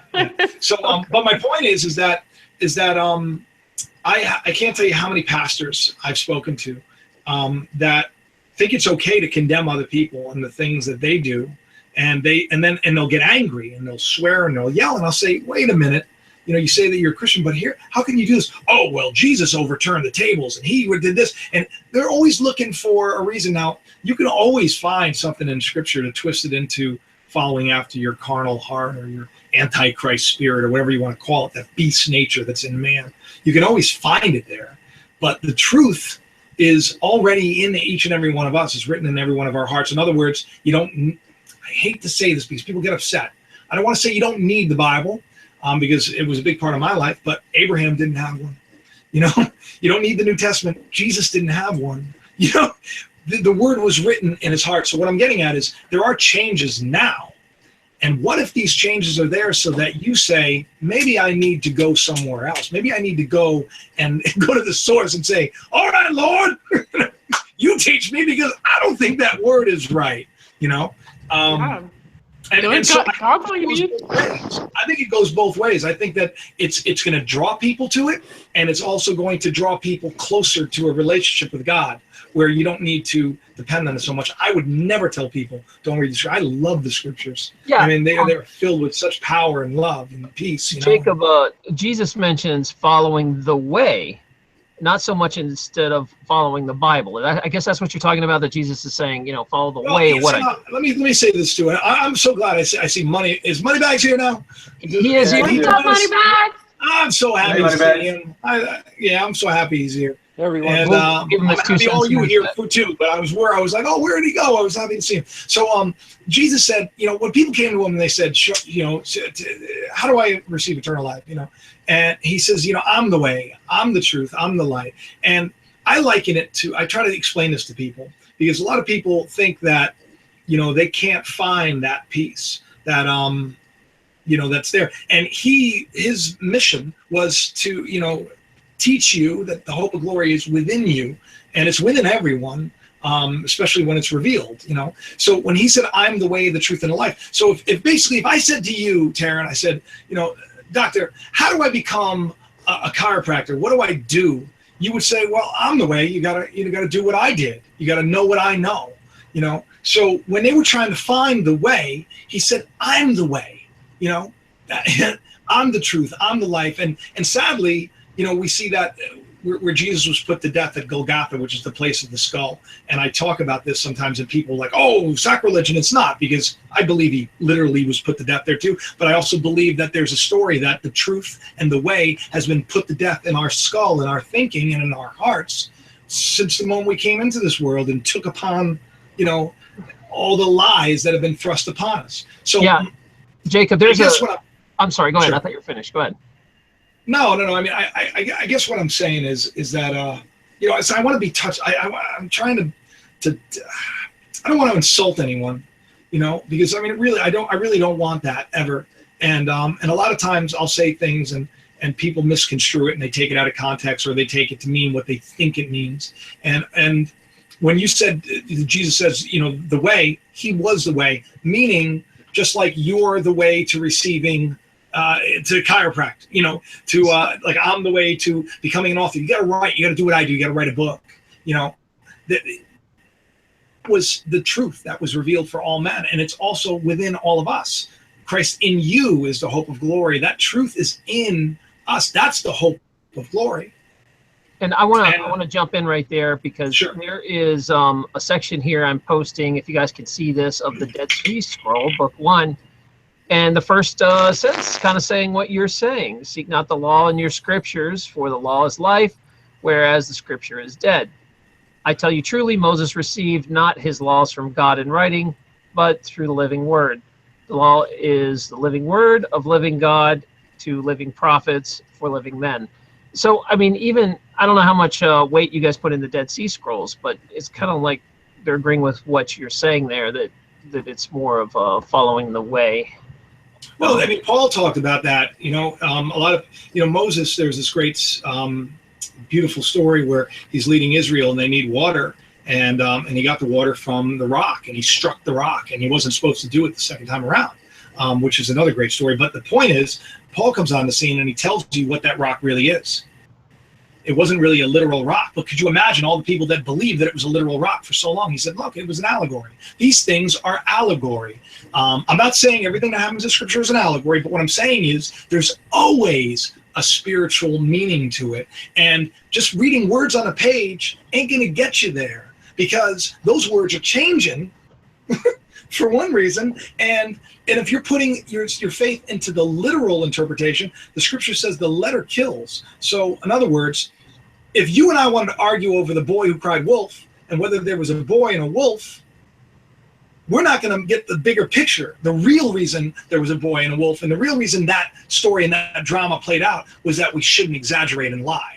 You see, the spirit is what it's all about, you know, and that's what Jesus was trying to get people to do. He's trying to get people to see the spirit, and they call him demon possessed for it because he brought these scriptures to life, which is what I tried to do for years. You know? I got to step in and let the other people go, but I appreciate that commentary. Moneybags has now joined us, everybody, and Moneybags. Tonight we are talking about the Bible, and the scripture changes for a while before we open it up to everybody. So, by the way, if you're new and just coming in, we will open the show up after we're done chatting to take questions from the crowd. You'll jump in, say your question, and be able to ask us stuff. Moneybags, the question is this. The Christians have different views on the Mandela Effect. Some people think it is Satan hijacking the Bible and just showing his power off. And then some people, like Jacob, is saying it's a message to stop taking a written word so serious and instead create a relationship with God. Meegs, you're kind of with Miguel on that, I believe. So, Evan, show me where you're at on this question. As far as where the Christians are on this? Yeah, as far as what's your opinion on why some of these Christians are completely ignoring the changes in the Bible? They're saying it's not even real. Some are saying it's bad. Some are saying it's good. You have one of the largest Mandela channels. What are your viewers saying? Well, I don't think a lot of them can even deal with it. I remember in the beginning, I had a lot of people saying, well, the word can't change. You know, God's word does not change. That's what they just kept pounding me with when I did my video on the changes that I noticed in the Bible. Right. I'm not a Bible expert at you know, in any way, shape, or form. I've read the entire Bible cover to cover, which was a great experience. I mean, anyone should do that. It's like 1,100, 1,200 pages, the King James Version I read. And so, I don't know. I think it just, in general, I don't think a lot of people can even handle the idea of the Mandela Effect, whether you're Christian or not. I just think that they can't even handle it. It's just so mind-blowing. But we are all at a place where there's no question in our mind that there's something has gone on or that something's happening. So I don't know. The lion and the lamb, the wolf and the lamb, that one really bothers me personally. People who say, well, it was always the wolf and the lamb. And just That's true, because it always has been the wolf and the lamb in this reality. So they're not lying. I mean, it always has been the wolf and the lamb. So, like I've said before, I think we're all shifting at different times. We're all shifting on different things. I heard Jacob mention, I am the way, the truth, and the life. I remember I am That's the way, the Mandela truth, Effect and the too. light. Yeah. I did a video on that, I guess 3-4 days ago. I remember light. That's just my memory of it. I remember that too. Like, maybe it's always been life for Jacob. And no one's right or wrong here. I mean, nobody's right and wrong. That's the whole thing with this. I've had people tell me that, up until last week, it was Andrew Zimmerman. Up until last week, I've known for 10 months that his name was Zimmern now. And I always thought he was Zimmerman, but now Zimmern. They just learned that a week ago, and they watch the show all the time. So he's been Zimmerman up until a week ago for them. I mean, that's bizarre. So we're all shifting at different times. So I don't know. All right, thank you. And I want to jump back in. Oh, by the way, Moneybags, I'm trying to let everybody have maybe a minute or two and then move on so everybody can speak. I got to keep beating on Jacob Israel to keep him in line. He doesn't listen. All right. As far as you guys, as far as what does ME have to do with Revelation? Is this the tribulation that's starting? What's going on? Miguel, I'd like you to start with this. Absolutely. It just only shows that if there's an attack on the Bible or there's Bible changes, that's almost like a direct, infiltration of what we would consider to be like an attack on, the Christian faith, or an infiltration into the, the Word of God. But Satan this is not a big mystery. He's always been trying to get at the Bible. I mean, he's always been trying to wreck Christianity in any way, shape, or form. But this isn't nothing, like this attack is nothing new to, people of the faith, because he's always been trying to do things like this and cause division and confusion. And so, yeah, I view this as another from the enemy. So, I want just for people to know that they can find comfort in knowing that, yes, if this is happening, they can find comfort and solace in knowing that God has got them, and for them not to be, getting into the point where they're just so frazzled and shaken, and they can find peace in God. So it is a direct attack, though, that's for sure. And you were talking about, by the way, for you guys that don't know this, afterward, if you want to keep chatting with all these people and be talked about, we've got a couple different chat rooms going. We have an Afterglow chat room that allows you just to introduce yourself. It's a nice, friendly environment in there. They don't tolerate any trolling or whatever, and they throw people out if you do that. There's that kind of just to welcome you so you don't have to be alone. There is one that is set up directly for Christians who want to talk about this. So there is Miguel's over there leading that chat room. If you want to come in and talk about, all these changes and have some fellow Christians believe you. And then we have one called the Rumpus Room, which is for the people that really don't want rules or headaches and want to cuss or whatever they want to do. I don't care. It's not monitored. So do whatever you want in there. I had to say that, throw that in there because we keep getting new listeners. We are up to, wow, we're probably, it's 250, but that means there's probably a good 1,000 people coming and going. All right, so go ahead and let's get back to the question. Meegs, I'm going to go down the row here. What do you think? Is this tribulation? Does this have to do with Revelations? Are we entering end times? What does the Mandela Effect have to do with all this? Yeah, I most definitely think this is a big wake-up call. This is, Miguel and I were talking last night, this may be, we may be in tribulation right now. And what is tribulation? It's sort of where the S hits the fan in the end times. Okay, this is like really bad stuff is going to start happening. Demonic entities are going to start manifesting in our physical reality, and we have CERN messing around with antimatter now. UC Berkeley is messing around with antimatter. We actually have people having night terrors when they start to do that. They actually were able to isolate antimatter. People are seeing like apparitions, having night terrors. This stuff is really happening, and I never believed in the spirit world before. So yes, it was just ramping up. We can see that there are real changes in our reality starting to happen through the Mandela Effect. I believe we're in tribulation. I believe this is a wake-up call for others to come to Christ which will be our only protection through this. I mean, there's really bad stuff that's going to start to happen. I mean, we see like war. What's going on with Trump right now? There's a huge riot with the Muslim ban. Like, it's just going to get worse and worse and worse and worse and worse. Guys, we oh my goodness, we need Jesus. He's like the only. But okay, and one more thing I'll have to say: the changes are so pointedly against Christ. We have Paul talking about being like the bond servant, the slave of Jesus Christ, instead of like a servant or like a friend. It actually says slave. I Paul write to you as a slave, a fellow slave of Jesus Christ.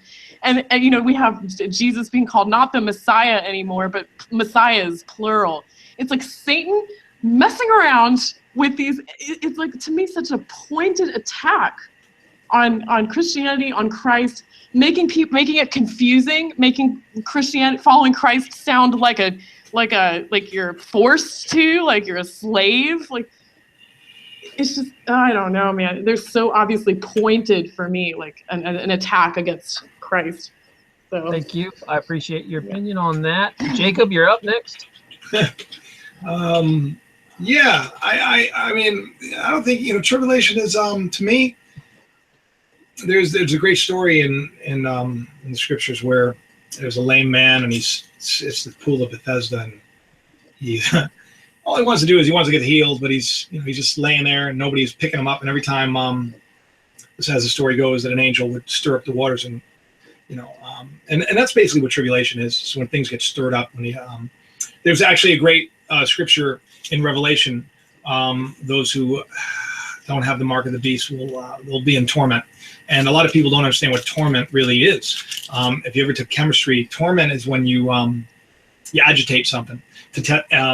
And it actually means to test the purity of precious stones with a touchstone. That's what actually it means. So basically, you take gold and you have this coarse touchstone and you strike it, and whatever was left behind would tell you how pure the stone is. So torment really wasn't a bad thing.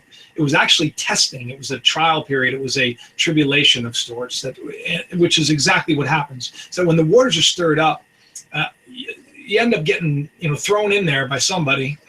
It's something's going to produce something good. So are we in them? I'm okay with that. Maybe because ultimately I want to see the world get better, and it doesn't seem to be getting better. I want peace. I want love. I want to see heaven on earth, righteousness, peace, and joy. But we've always been in the end times, if you will. We always have. When we came here, from the moment we came here, we've been in the end times. And the good news is, I don't believe this is all there is. And there's proof of that, and the fact that everything's changing. Because if it's steadfast, it doesn't change. And everything we're looking at, everything that you're looking at right now, we're on a computer, and that's temporal. It's not infinite. It doesn't go on forever. Our bodies, we lose loved ones, and it's a terrible thing. But that essence, that spirit, that energy that is within that person, that goes on, and that's a proven fact. That's why Einstein, he believed in more, and he didn't believe in chance. He believed, people get me upset when I say this. He believed that we are, to a certain extent, bond servants, if you will. We're slaves to something higher. That there is a law of cause and effect, and reaping and sowing.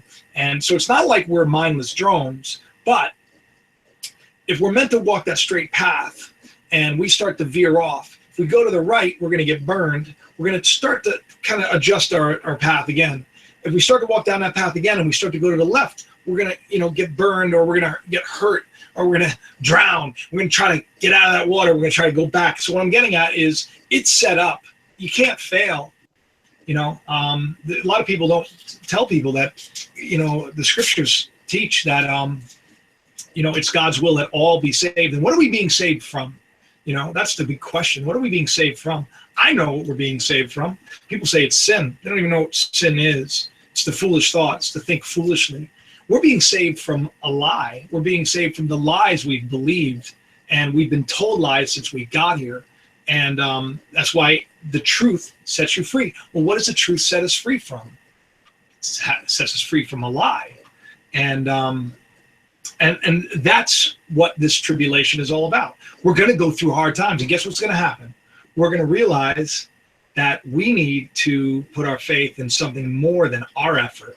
You know, if I put my faith in my effort, my channel wouldn't be where it is right now. I came on here and I told you, I don't know how it got to where it is. I can just tell you the things that happened that were beyond my explanation to get me there. And I believe that's the same in each and every one of our lives. Miguel, where you are, your passion. Meegs, your passion. Moneybags, your passion. Taryn, your passion. It's all there. You know, we all may see things a little bit differently, but we're all passionate. We all want to know the truth. And that's why ultimately we will be set free, because we're on that path. And I believe that this tribulation, this time, this you know, that's why I don't share a message of fear. I'm not like, oh, this is terrible. Because the bottom line is we need to get out of this system. It isn't producing the results that I want to see. And the only way for that the only way out of a nightmare is for it to get so bad that you finally say, I gotta wake up. So I don't see anything really wrong with, you know, saying that maybe we are in this tribulation time. I say bring it. If you have a relationship with Jesus, I guess, bring it. Otherwise, like, watch out. Yeah, stand strong. Let me let Moneybags in here. He's been quiet about this. And what's your opinion? Does this have to do with, you know, tribulation, the rapture? What's going on in your mind on this? End times? Definitely end times, but not end of the world. Maybe end of a world. You know, there'll be a new heaven and a new earth. I believe that we are in the apocalypse, but I just brought up apocalypse. It says the complete final destruction of the world, especially as described in the biblical book of Revelation. Well, I believe, I like to look at the ancient Greek definition of apocalypse, which is an uncovering, an unveiling, disclosure of knowledge of sorts. So I believe that that's what we are in. We're in the apocalypse, and the veil's being lifted, and we're finding out how things really are and what's really going on. That's what we're finding out. So I don't know if I'm the best person to talk about the tribulation, because I kind of, my research goes so far out, but I just think that if there's one thing I've learned from the Mandela Effect, is that we're creating our own reality. I mean, I've been on that wavelength for so many years, maybe 5 to 10 years, but it's really hit home now that each of us is creating our own reality. That's my personal opinion, and I believe that. And I'm starting to think that there's like multiple realities. I mean, that's what this, there's multiple realities, and there's a me here now saying these things, and there's a me doing something else, but I'm not in that frequency. So it could get so crazy, but there could be an infinite number of all of us. So whatever you believe, whatever your thoughts are on all the time, that could be your reality. I could be sitting here with you, you know, all of you now. We could be here a year from now, and I could be sitting with different versions of you. As crazy as that sounds. So that's awesome. I don't know. This is just an incredible thing, and it's a positive thing. I just think it's so incredible. The whole Mandela Effect is such an incredible positive thing for me. Yeah, that's beautiful, man. And I want to say that I want to steer this back to it, because I think it is important, even if you think like Miguel is, you know, that it's an attack from Satan, or if you think it's like Evan, where it's a spiritual shifting, or somewhere in between. I still think we have to focus on the positives of this, even if it's brought to us by something evil or something good. You have a choice of what you want your reality to be. Even as, you know, even the Christians and all of us believe that if that you want to always try to be more godlike, be more positive, and I think we have to find the positive in all this. So I will say this, there were people telling me, because of the Mandela Effect, it's the first time they've opened their Bible in years, and they got back into starting to read it and stuff. And so it has, in a weird way, brought some people back in to reading their Bible. Right. I have a hard time thinking all this is just negative. And so I want to go through, and you guys tell me something positive. That what would how would we be able to reach out to Christians and steer them in a positive direction? Miguel? you start up. Well, first of all, I when I study the word, I look at what it says there. Like in 1 John, it says, "In the beginning was the Word, and the Word was with God, and the Word was God." So understanding what, who's the Word? Well, Jesus is the Word. So that's, first of all, we got to focus on what it's talking about, who the Word is, right?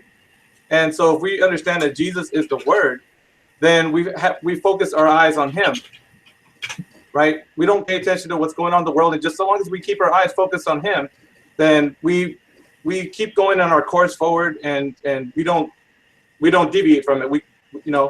We keep doing our studies, we keep moving forward, and it keeps us from being distracted by all the little things that Satan tries to frazzle us with. Another scripture that I bring up real quick, John 5:39-47. It says, "Search the scriptures, for in them you think you have eternal life, and they testify of me, and ye will not come to me that ye might have life." So Jesus is also saying that people, might search in the scriptures for eternal life, but the eternal life is actually Jesus. So, one of the things we can always keep our hope and our trust in is in Jesus.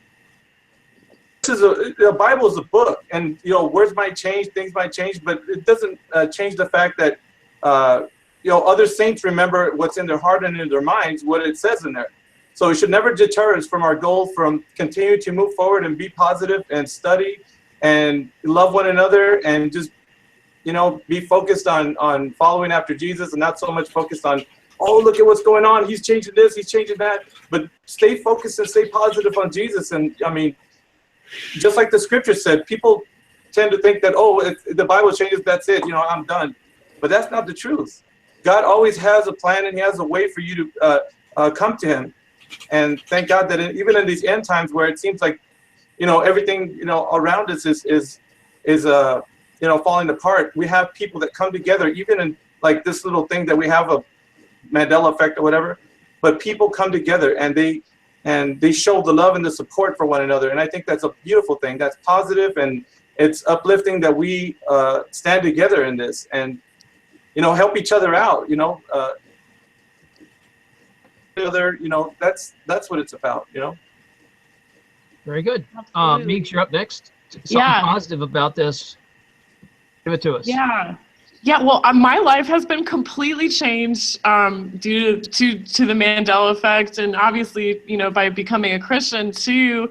My life is a billion times better. I will definitely attest to that, since I've realized that our reality is shifting. It is just a completely different way to go about living your life. It's like, my goodness, every song I play is different now. Like, I mean, it just makes me think of the world in a different way. Like, I've just reached this other level in a video game I'm playing. Like, it's just You leveled it's like up. a whole other world, realm. But more than just it being cool that our reality is shifting, I'll say it again, I know it's like nails on a chalkboard, but JC, Jesus Christ, man, coming to God, like freaking out about the Mandela Effect. I was like, God, what do I do? Like, please. Man, I'm telling you, as a person, I've changed from the inside out, and like I just have to tell you guys, I was like sociopath, like just like art school, like burnout before. Now I'm completely different, so completely different, and it's due to being saved. So I would hopefully, guys, you watch this, non-Christians and Christians alike, just know that if you're feeling fear about the Mandela Effect, like, this is a really, really good option. If you're exploring different options or whatever, like the Christian explanation is, oh my gosh, to me, it's like the only explanation that makes sense. And, I mean, my goodness, guys, it's just time to come to Jesus. I don't know, guys. Amen. I wish I just have so much to say. Like, my brain shuts down when I try to say it all. But I last time I spoke to you guys, I was trying to find so many different paths, and it had a lot to do with the New Age. And I was trying to like connect with people on the grid. I listened to Zen Gardner all the time, like read his blog like crazy. I was like, oh my gosh, like, are we just floating in this nether world? Like, can we link up with our brains? Like, I was trying all these experiments. and like coming to God, which is the thing I wanted to do the least. Out of all the religions, Christianity is not the one I would have picked at all. But coming to God gave me all the answers I needed. So about the Mandela Effect and everything else in life. So praise God. Amen. Jacob, where are you on this? The most positive thing to come out of the ME? So much. I got to, well, today meeting all of you. Right? Good. No, for real. We gotta support each other, man. I mean, look at all these people that it's something. Listen, it's something to talk. In the grand scheme of things, it doesn't matter if something's spelled one way or the other way. It doesn't matter if a line of a movie is changed or not. In the grand scheme of things, if anything, it shows you that what doesn't change is who you are, within, innately. Who you are doesn't change. Our memories, we have. You can't trust the memories, but who we are. Like if we are in, say, some kind of a simulation, which I'm not saying we are, they can upgrade the code and make little changes here and there, and historically it's always been right, but the player remains the same, and that's the good news. So, if anything, it should encourage people to understand that life is change, and that's a good thing. It is like a box of chocolates. Oh, you can't Right? go there. You never know what you get. But the good news is everything that you get is there for a reason. And there are a lot of people. I was looking over at the chat. There's some people that are like, giving amens, and other ones saying, are you saying that I need to do this or else? And it's once again, we need to. It's not seeking higher, common ground. It's not seeking unity. What it is we need to love. And there's a great proverb that says, love draws a multitude to repentance, which repentance doesn't mean, oh, I'm a bad person. It means change. It just means change. And love will draw people to change. And the word gospel, a lot of people, they don't really understand what the gospel is. The gospel is good news. And there are a lot of people that say they're preaching the gospel, but it sure doesn't sound good. And I have faith that I'm not worried about anybody. Anybody in that chat, I'm not worried about y'all. And I'll ask everybody in the group, how many was Jesus given to save? How many was he given to save? Does anybody know? The whole world, hopefully. Okay, good, perfect. Out of everyone that was given to Jesus to save, how many did he lose? None of them. Wow. So why would we tell anybody that you got to be all scared, gloom and doom? Why don't we do what you're doing, which I love? Because look at how my life has changed. A huge part of what Jesus preached was that there is danger if you don't accept his salvation. There's serious danger, guys. What he really preached was there's danger if you don't love, and there is, and the danger is you reap what you sow. Whatever you put out, you get back in return. I have definitely sown a lot and gotten it in return. I've sown good. I've sown bad. If you plant a cucumber, you're going to get a cucumber. We need to start sowing. We need to start sowing the right seed. And I'm glad that you're all here trying to do the same. I love that you're passionate. I love it. I see it. There's a great passage that says, that praise is perfected in young. You're just on fire, and that's awesome. And Amen. yeah, and that's a beautiful thing. But remember that not one of us here knows the answers. We don't. I could go toe-to-toe with anybody in Scripture, and I've done it with some of the greatest minds in theology. I've sat down with them all. I was the head writer and producer for a large Christian TV network. I've sat and I've worked with Joyce Meyer and Joel Osteen, and it's always been Osteen. I'm sorry, guys. Yeah, did you tell him that? I know, man. I've talked to, I've produced a lot of people, and it was wonderful. It was almost like I was put there for a reason, and I saw just how, I just saw how confused everybody is, and religion will kill you. Guess what? It was religion that actually put the truth to death. The place of the skull put Jesus to death. Religion did that. Religion. Those that knew better. I know better. He's not saying the right thing. We need to shut him up. And they were the very ones that were deceived. They didn't know it. Jesus said that too. You think that you're serving God, but you're not. You just don't hear my voice. You'll hear the voice. That's why on my channel, I want to do the right thing. I want to do the right thing. I don't know it all. I don't know it all. You could be right. You know, I could be wrong. I could be right. It doesn't matter in the grand scheme of things. I'm going to love because I know that message that resonates, and that's the truth. And in the end, it will draw everyone to change. So anyway, I'm so tired. So go ahead. I'm sorry. I love you all. I want Evan to chime in on this. It's his turn. Evan, where you at on this? Well, the most positive thing coming out of the ME, that's what you were wanting? Yeah, what do you think the most positive thing that despite, I mean, I know for these guys as Christians, yes, but also I know you have lots of Christians who watch your channel, but also anything. Like, what is the most positive thing you think is coming out of this ME that we Christians, non-Christians, everybody can kind of get behind? What do you see coming? Well, I think this is just the beginning, and I'm glad that you started this group, and I've been a part of it for 3 weeks running. I just got home. I wasn't going to join, but there's something having me join. The first time that I was with you was the first time I ever did a live Google chat that I had said. And the urgency and the passion is just brings me here for the 3rd time in a row now. And I could just go on and on about how incredible this whole Mandela Effect thing is. And I just think that we're really finding out what's really going on. It's like the apocalypse I was talking about earlier. The veil's being lifted. We're going to find out who's been in control. And I think people have a choice. I think that you can either stay here with the death and destruction, or you can raise your vibration and you can go to the new earth and the new heaven. I just think that I've been opened up to that opportunity and that choice. You know, I'm not just dealing with these things being thrown at me. I'm creating all this. And from what I think, I really believe that this is teaching me, and I think it's a positive thing for everybody, that we're creating with what we think about online, we're creating our own reality.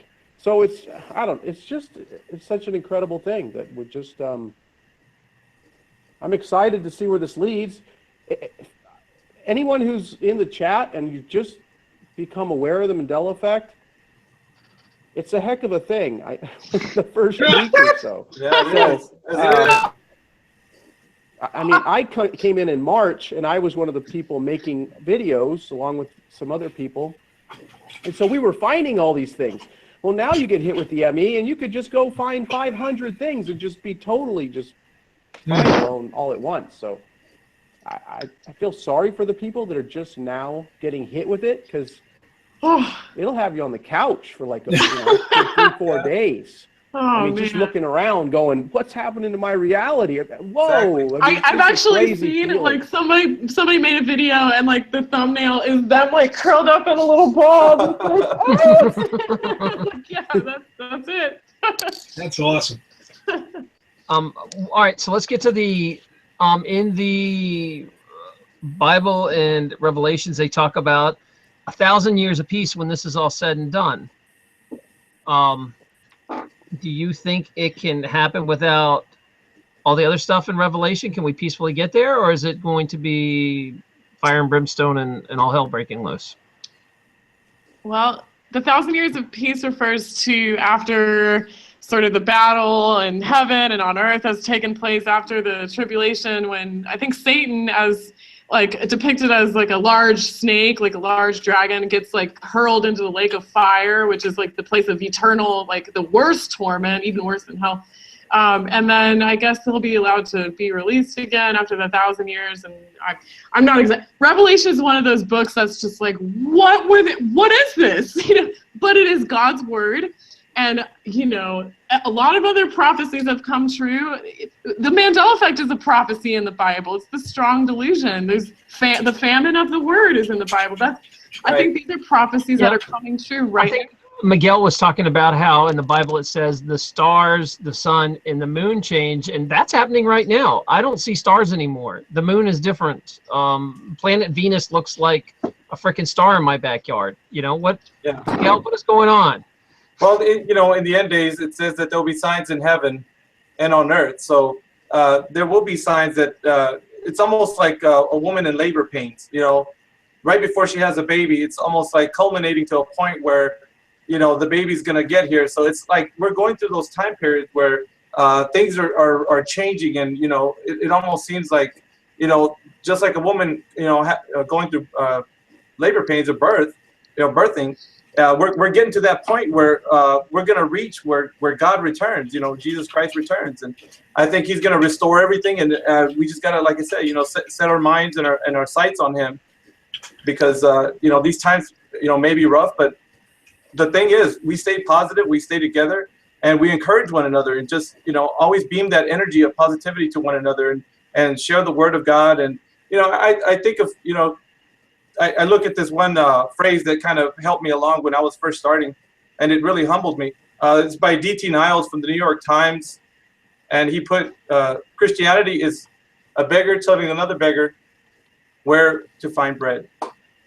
And that's the gist of it. You know, I just feel like I'm just a humble guy, just telling you, you know, I'm a beggar, you're a beggar. I'm just telling you where to find the bread of life. That's all it is. Yeah, amen. You know, that's all it is. I you know, just the simplest way to put it. You know, there's nothing grand or special about me. I'm just telling you, hey, look, I'm going through the same things you are, and I'm telling you where to find your rest and your solace and peace, and you know, just that's where we're gonna wind up with this. And in the end, it's gonna be that, you know, everything's going to be okay, but we have to just endure the times where tribulation period is, and stay together, guys. I mean, just be positive and uplift one another and encourage one another. And, you know, we'll be together with God, and that's what we got to set our mind on right now. Can I jump in real quick, Jacob? Sarah? Oh, yeah, go ahead. Evan, go ahead. When I heard the mentioning of the birth pains, it reminded me of a video I had done on September 23rd, 2017. 23rd, yep. Revelation 12. And there appeared a great wonder in heaven, a woman clothed with the sun and the moon under her feet, and upon her head a crown of 12 stars.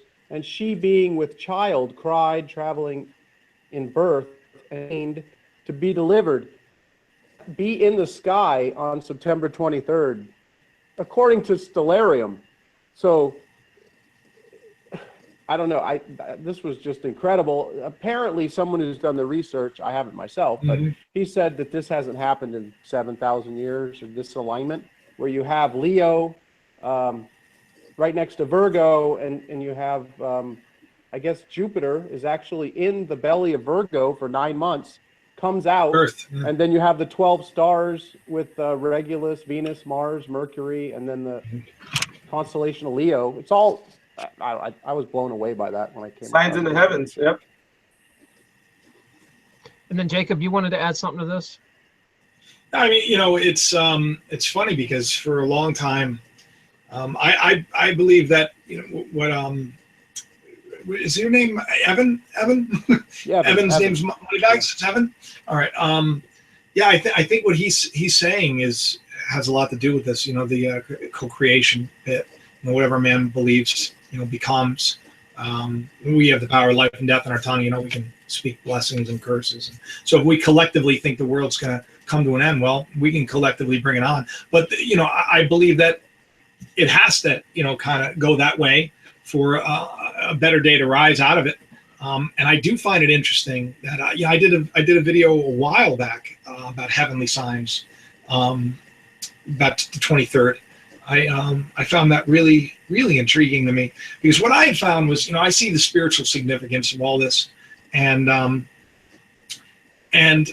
what I found was that, oh my goodness, you know, there may be like a physical, like a literal companion to all this as well, and that was something that I, you know, had considered, but not I really put a lot of faith into it, you know. Like the Antichrist standing in the temple declaring himself to be God. Okay, well, that's one of the scriptures. And a lot of people are waiting for the temple to be built again so that the Antichrist will stand there and he will say, I am God, right? Everybody with me? Okay, so for many years, I saw the bigger picture with that, which is that we are the temple of God, and the Antichrist spirit is, as John said, is already in the world and is in all of us already, standing inside of us, sitting on the throne of God, saying, "I'm in charge, I'm the boss, I'm God." So that's what I saw, but I do believe there could be a physical component to it because everybody's waiting for it. And just as, you know, the woman giving birth to the child and the dragon's about to swallow it up and, you know, all that, I saw that I saw it as very symbolic. But the fact that it's happening in the stars tells me what you're going to literally see is going to be like when earlier I talked about how from where we live to what we drive to, you know, that a lot of our lives will tell us what's going on spiritually. Our dreams that we have will tell us what's going on spiritually within us. Our relationships, what's going on within us. So the natural is dictated by the spiritual. Whatever is bound in heaven is going to be bound in earth. Whatever's going to be loose in heaven is going to be loose in earth. Whatever you believe is going to become. Whatever you don't believe won't become. So there's that link there. So I think that I hate to say it too, because I don't want to be all spooked out by some, you know, spooky guy. But, you know, we may see this happening, and we may see now. The scriptures say Jesus never left and he never forsaken. Everybody's waiting for Jesus to return. He said, "I never left you, I never forsook you." But what I believe is going to happen, I believe that. I see it a different way. I believe, and the prophet Obadiah talked about this, and Joel talked about this, the mighty army. I believe there's going to be a day when people are going to become, you know, they're going to be quickened. We use that word, quickened within, and we're going to see. Let me ask you all a question. This is going to be interesting. This is going to be borderline. Some people are going to have a problem with it. But, oh goodness, that's why you're on here. Go ahead. Who was given the name of Christ? Who was given the name of Christ? Anybody? We were given the name of Christ. Okay. Who is the body of Christ? we are. Everybody We are the who, body of Christ. everybody who, All right. Jesus. I'm with you. So let's just say that everybody has, because in the end, it does state very clearly, all shall bow and shall say what you're saying, Yes. right? Now, this is what people forget. People forget. I'm glad you brought that up, because people forget the next line, that every knee shall bow and every tongue shall confess that Christ is Lord. Everybody forgets. A lot of people say it's too late then, but the next line is to the glory of God. And what glorifies God? I would say, you know, perfecting his creation. But, you know, that's neither here nor there. So my point is, we're given the body of Christ. We're given the name of Christ. We're given the mind of Christ. So now you have the mind of Christ, you have the name of Christ, and you are the body of Christ. Who are you in that day if you are one with God? Now, I'm not saying we are Christ. I'm not saying that. The word Christ means anointing. It means that there's going to come a day when a people are going to stand up and they're going to know the truth, and it's going to set people free. And yes, who's going to be right there in the midst? Well, who do you think? And I don't think that has ever left us. I think the truth has always been there. I don't think anybody needs to wait for salvation. I think that's a carrot that religion dangles in front of people. I think that you can be saved right here and right now by just saying, "Teach me the truth no matter what the cost." I'm not telling you what to believe, you know, but you have to want it. You got to want a way out, and you'll find it. Those who seek find, you know. So anyway, I think it's cool. I think that it's cool that this heavenly, because I think there's going to be big changes to come. And I'm excited Jacob, for I have a those quick changes. question for you. Sure. Did you follow the blood moons? Did you look at all that Yes, I information? Okay, the final Yes, I blood did. moon. My biggest video ever was on the blood moons. It's on my Yeah. other channel. Has almost 1 million views. The final blood moon, the fourth blood moon of the Tetrad, was on September 28th, 2015. Right? And if you look at Google Trends, Mhm. that's when the Mandela Effect really took off. So Right? that I'm with you. connection there is Wow. huge for me. I'm with Right. you. There'll be Yeah, I signs mean- in the sun and the moon and the stars. Yeah. And Hey, Evan, that can't Bible prophecy that unfolding. can't be no guys. coincidence, right? No, It really not, is. not at all. And there's like whole rivers of that are turning red now. Right. Bondi Beach is all Yeah. red. Like Yangtze Right. River and China's all red. Like rivers of blood. Like, oh my There'll be God. signs in heaven and on earth. Yeah, I think we're in a new day. I mean, like you know, you weren't here earlier, Evan, but you know, one of the things that I said was, you know, back earlier, way earlier than September, I just felt like there was going to be a time of trying like never before, and it was really interesting. So I was watching all that. I found it really interesting, and I can tell you, I was a little freaked out. I was a little spooked out a little bit, you know. And I don't let fear really rule me. I mean, look, I'm not there yet. So I do have my moments because fear, there's torment in fear. Oh, this is a good thing. I want to tell people this. Anytime, because there's a great passage that says God has not given us the spirit of fear, okay? And I said earlier, a lot of people don't really understand what spirit is, but if you read the scriptures will tell you what it is. It's thought. It's what are we? We are thought. What are we? We are spirit. Jesus, my words are spirit. They are truth. What are words? They're spoken thought. Everything I'm saying right now, it came from, where did it come from? I don't even know, right? But it didn't exist until I spoke it. Although quantum theory and everything else says it did about 8 seconds earlier, but let's put that aside. But what I'm saying is it comes from nothing and it goes out into the world and it accomplishes what it was sent into the world to do. You hear it, right? And there's a quickening that takes place. Now, whatever you reap, you know, is because you've sown first. And fear will make us sow the most horrible things, and there is torment in fear. So if you want to ever know if God is speaking to you, you know, if you want to say that, I mean, I don't hear God. I'm inspired, you know, and I when people say they hear God, I'm like, oh, I wouldn't mind that. You know, make life a lot easier. You know? Go to work 10 minutes earlier and buy that ticket. You know, no. So you know, there's torment and fear, and this passage says very clearly, God does not give us the spirit of fear. So God does not give us the thoughts of fear. So fearful thoughts, they're not coming from, you know, they're not coming from that place. And if you're having fearful thoughts, you have to know then that those are lies, because the opposite of truth is a lie. And if you're getting upset and you're getting worried, you got to take a second and breathe and say, is there torment in this thought? Am I being tormented by what I'm thinking? And if you are, cast that thought away. Jesus said, take your thoughts captive. Oh, there's, you know, that he's going to grab branches and he's going to cast them into the fire, right? By the way, a lot of people that talk about hell don't know this either. In the scriptures, read this. This is interesting. Hell is cast and destroyed in the lake of fire. And right, so is death. Yep. Right. It's destroyed. Okay, so for a lot of people that say that hell is this infinite thing, no, it's not. It's destroyed. Thank you. Destroyed. Right, and that's a beautiful thing, because I got to tell you, Jesus went to hell to deliver the people. Where did Jesus go? He came to this place, and this place can be hell for a lot of people, but can also be heaven. You know, we, as Evan was saying, we create our reality to a certain extent. If we're walking down that road and we go to the right and we start getting burned and we start getting scared, we better get rid of those thoughts of fear and torment, better cast them away and get right back on track, and better start sowing the right thought. That's how you make it in this world. I want to jump in here, Jacob. Is for the non-Christians, you know, I'm watching the chat room too. You guys got to remember that it's all about creating your reality, intention, and bringing your vibration up. When Christians are very passionate and they're preaching love, they're great people to align with, man. We're all bringing this place up together with energy. And it doesn't matter if they're Buddhist or Muslims. It doesn't matter. If you're preaching love, that's awesome. If you lead with fear, it's going to turn a lot of people off, and you're going to lose that message. If you come at me with fear of, man, you don't know what you're talking about, you're going to burn in hell even talking about that the Bible is going to be different, that's a horrible place to live. And that's a sad place to live. And that's not a place, in my understanding, that Jesus would want to live. So I think that you guys, as me as a non-Christian, they're preaching the same thing I'm preaching, man. Just be nice and work on love. And if you focus all your energy on positive things, you'd be surprised how the negative world falls apart.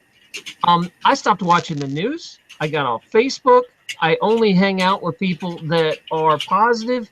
And if you create that reality, all of a sudden all this negative junk in the world starts getting less and less and less. And I see these Christians who trap themselves into scaring the crap out of everyone around them and scaring themselves and staying in this negative fear, you know, you got to do it or you're going to die. And preach love instead, man. I'll listen a lot more to you if you preach positive. And I want to try to get that that through to people that it doesn't matter what religion you are. If you're preaching love, I'm with you. I know, Right. I know, and but the difference, like for someone that's like me, that is preaching all those things, is like I love you guys enough Right. to preach something that will turn you off, and like I too get much to that. my own detriment, to my own social like cataclysm. I mean, Yep. I will preach that. Meegs, I get it, because Yeah. in your heart, it's a great. You're trying to save me. You love me and you care about me, and I understand your intention. It's sometimes the approach scares the crap out of people, I know. and I think you guys got to work on Well, your message on that. now listen. If See, here's the thing. I don't think there's ever a problem with. I think what you want to do is you think you want to warn people. Yeah. And I don't think there's anything wrong with warning people. I think that you should warn them the way Jesus warned them. If you wanna really follow after Jesus, Jesus didn't go around and say, you're gonna burn, you're gonna burn, you're gonna burn. A lot of people say that he did. He didn't. He ate with the people that the religious thought would burn. He ate with them and he loved them. Right. Okay. And now there's nothing wrong with telling people, hey, you shouldn't cheat on your spouse. You shouldn't be doing drugs. You shouldn't be neglecting your family. You shouldn't be cheating. You shouldn't be lying. You shouldn't be stealing. Because if you steal, things are going to be stolen from you, whether it's literal or spiritual. My point is that we can encourage people and warn them. Because I'm telling you. Right. And listen, there's nothing wrong with if you believe that, that's it. I'm not ever going to fault you for that. And because I know that it's coming from a good place, but I also know that a lot of people share from that place because of fear themselves, and Well, I have tons of fear about the satanic government. That's a very real reality for a lot of people. Warn people about it. That's a different story. Yeah. it is in a sense, but I mean, you're talking now, Meegs, you're talking my world, because as a libertarian activist for years, all I did was bitch about how evil the government is, and I still do, but what I found out was spinning my wheels for 15 years trying to scare people didn't bring really many people over. All it detracted was a bunch of negative, angry, pissed off libertarians. What I do instead now is try to put out a positive message of, you know what, if you don't like the government, ignore the government. Stop paying attention to it. Stop feeding it energy. Just go live your life. Turn off the damn news. I don't even know who our vice president is. I don't care. I watched the election, and I was a liberty activist in the trenches, man, and it is so much more peaceful in my life. I'm in such a better place because I don't get involved in that crappy politic game and stay. I mean, you can. Here in the show, we'll talk about it for a minute, but if you focus on it and it becomes your identity, man, it's a bad place to live. I love libertarians, but there's a lot of negative, pissed off ones out there that really need to reevaluate their lives and try to come to a happier place. I don't want to live in that world anymore, man. I'm just going to ignore it all. I'm going to choose my own reality. I know that's so weird for people to hear. I could care less who's the president, because it's not going to matter. It's completely out of my control and I can't change it. My politics, it's not going to matter until it shows up on my doorstep. I do not care. And I know that's hard for some people to hear, but my reality is way happier. I'm gonna have to tap out, Taryn, because I am. Oh, all right. Yeah, I know you went longer than you wanted to. Everybody, thanks Jacob for appearing. I hope you'll come back sometime. Oh man, I'd love to. I love each and every one of you. You guys are great, man. I mean, really great to talk to you, Jacob. Yep. Well, let's talk to each other's channels, and I'm gonna be subscribing to all of you, so be looking out. And guys, I will post if you've never seen Jacob before, this is the first time, and you like what he's saying, I'm going to post him in the when you come back to this video. In like 30 minutes after this video ends, it processes and goes up. And you can go back and leave messages, comments. If you missed the beginning of the show, it'll be on there. It takes about 30 minutes to an hour to process. But all these links to all these guests will be on there if there's channels you like. I ask you to please go subscribe to them and actually watch their videos. Some of us make some of our living on YouTube, so watch time's really important. Don't just show up to a video for 2 seconds and click off it. Watch the whole thing. It helps us a lot. So Jacob, say your piece, and I want to just thank you, man. This was such a beautiful show, and I don't usually do these, and I was glad to be a part of it. Thank you so much. Darren, I really appreciate it, and you have my number now. Keep in touch. Yeah, Let's, you know, I'll email you whenever you got a standing invite now. Anytime you got a free Thursday night, you can pop in anytime you want. Wonderful, and I wish I could have stayed and taken questions. I'm sorry, I'm falling. I had surgery a little while ago. But you're really funny on that medication. You should. I mean, oh, geez, see, the problem is you're making all kinds of jokes. It was great. Yeah, no, unfortunately, I'm not. I'm trying to get off of it, and that's why I'm uncomfortable. But I am getting a little bit of a cold, and I took some NyQuil. I took it about an hour ago. I wasn't planning on staying this long. I just wanted to go to sleep. I got a terrible sore throat. And I love you guys. Thank you so much. Be well, okay? Bye, guys. Bye, Jacob. All right, to everybody else, I'm going to go into the second half of the show where we're going to open it up to who wants to jump in. Now, here's the rules on this, guys. If you want to come in and ask a question, I don't want someone to just park in here and stay the whole show because we only have 10 slots. So say your piece, go ahead and respond a few times, and then open it up for someone else to jump in. If you are have a bad mic, I'll probably, unfortunately, bounce you right away because it's unfair for everybody to hear the squealing and all that, or hearing reverb. If you're going to come on, you need to silence this in the background so we don't hear the show running behind as you're talking. And also, you need a pair of headphones so I don't hear reverb. Those are the rules. Be respectful of my guest. If you're a troll, you're out of here in a second. And other than that, I'm going to open it up. You can send me a request at my email address.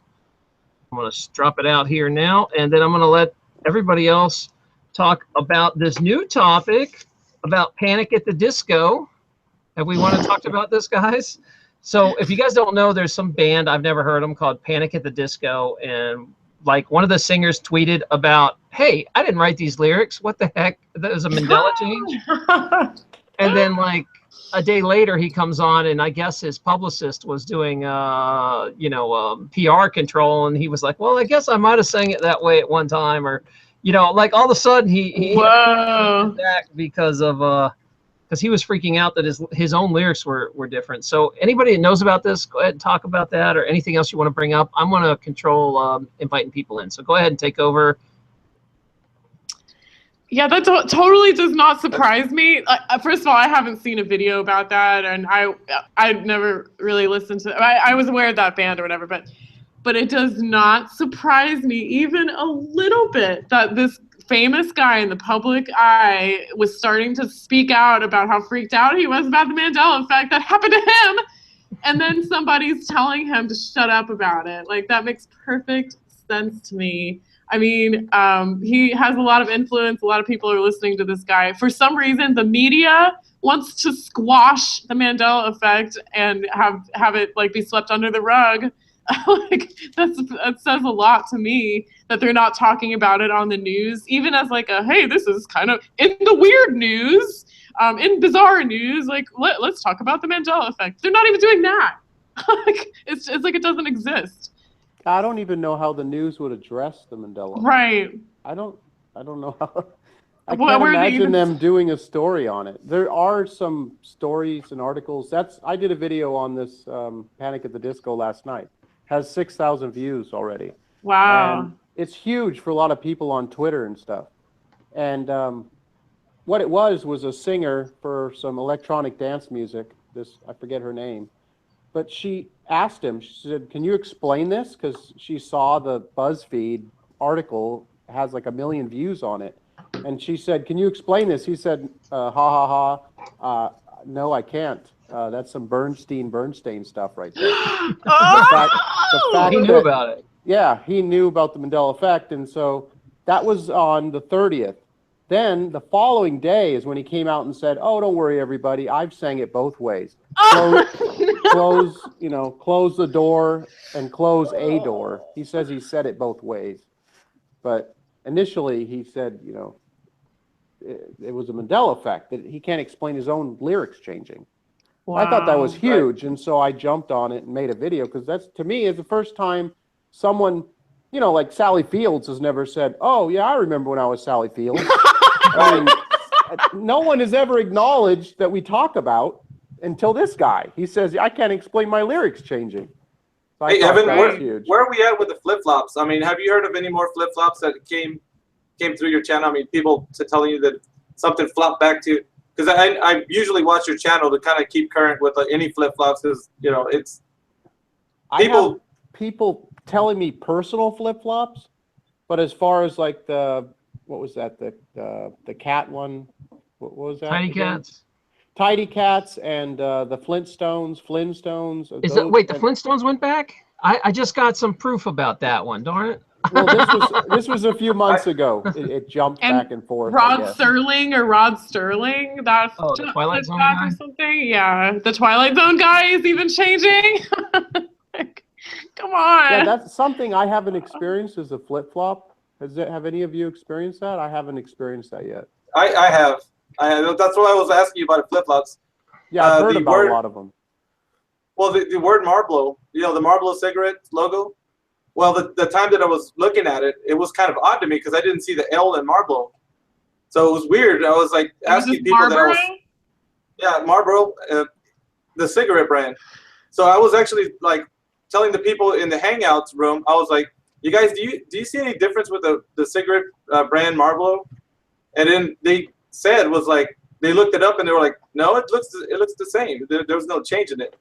When I looked at it, I saw that when we pulled up the picture, it was the same as, like, it never had changed. But when I looked at it earlier that day, it was without the L, which is kind of weird. So it kind of flip-flopped for me. And I've, you know, there was another flip-flop I was thinking about right now. Let me see. Tostinos? No. Tostinos? Phil Collins, In the Air Tonight. When he sings that song, I can feel it coming in that song. That Phil Collins, a very popular one. Well, a lot of people remember him saying, what is it? Not "Oh Lord," because "Oh Lord" is what it's at right now. Hold on is the lyrics. Oh yeah. So I remember him saying the lyrics, "Hold on." For the longest time, it was "Hold on," and people say they could swear because they sang it at karaoke. They remember the song being "Hold on." The whole time that, you know, Phil Collins would say that was "Hold on." And we were looking for residual on this thing, right? Because it was "Oh Lord," so we were looking for residual on it, and we found some with some friend of mine. He posted it on we looked up a DVD from the movie The Hangover or something, and there's a Mike Tyson scene, I guess, where he's singing the song correct. He was singing it correctly. It said "Hold on." So we were kind of going back to that, and we all heard it. There was about 8 of us in that room, in the hangout room.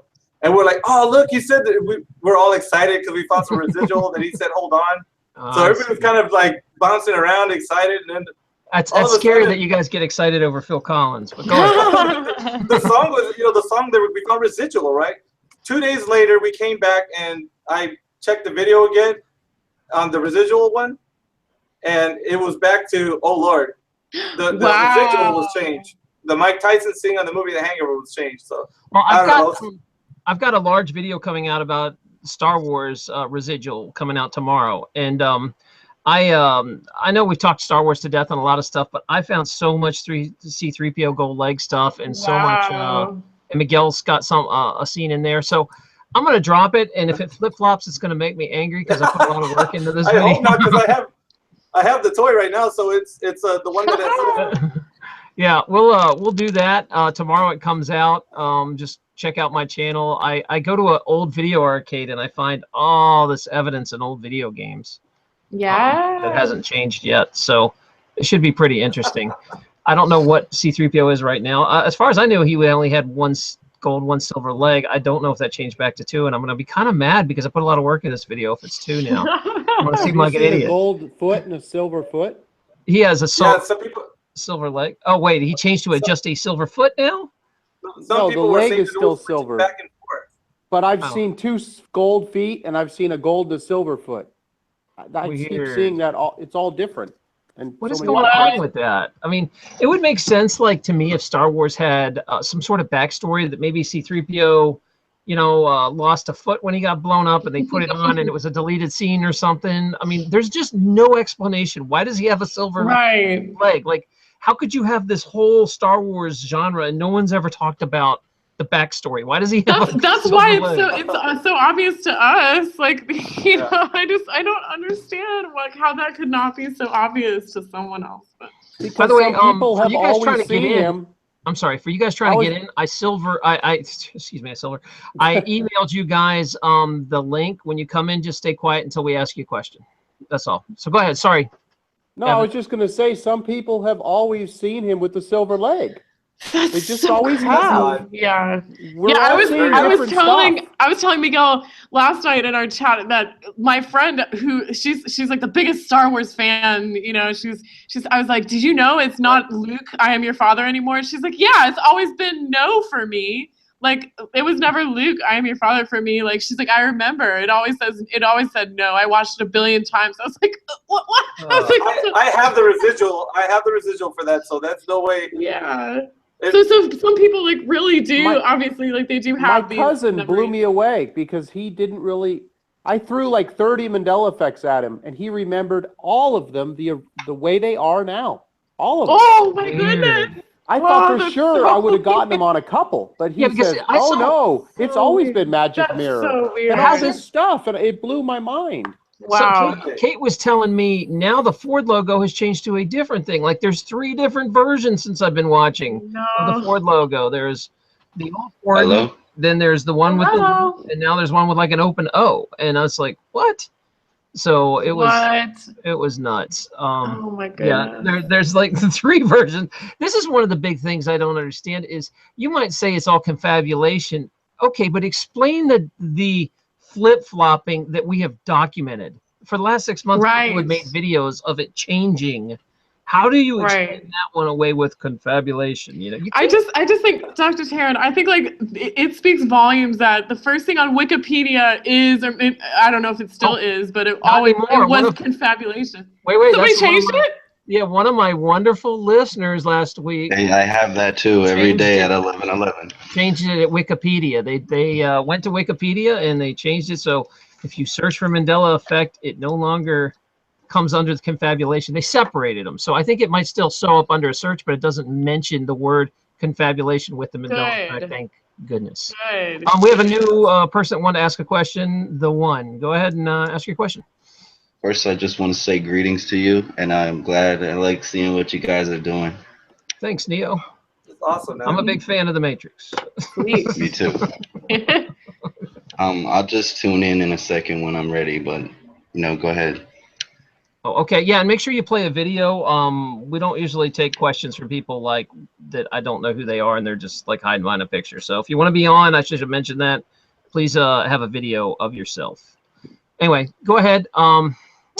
Anyway, let's keep talking then. If he is not ready. Did you guys hear about the California Dreamin' song too? Like some guy made a video. This was real crazy about like how the verse like I walked into a church and I began to pray. It was flipping back and forth while he was playing the song over and over again. Instead of like began, it was pretend to pray and then began to pray and then pretend to pray. It was so crazy. Oh my God. I was going to mention that if I had a flip flop, that would be it. Because I did a video on that about 8 months ago on that, on the Mamas and the Papas. Yeah. And I've heard it both ways. It's weird. Every time you listen to that song of them on stage, the most popular one, it says, you can hear like the one guy singing says, began, and then the backup singers say pretend. Yeah, it's so weird. It just jumps all around. It's so very odd. But now, like, oh yeah. I'm sorry. Go ahead. I didn't mean to cut you off. But now every time I listen to it, now it says pretend to pray, and I'm like, ooh, another pointed like anti-Christian Mandela effect. I want to ask you guys before I jump over to Vegan Warrior here. I meant to ask you this. This question keeps coming up in the chat.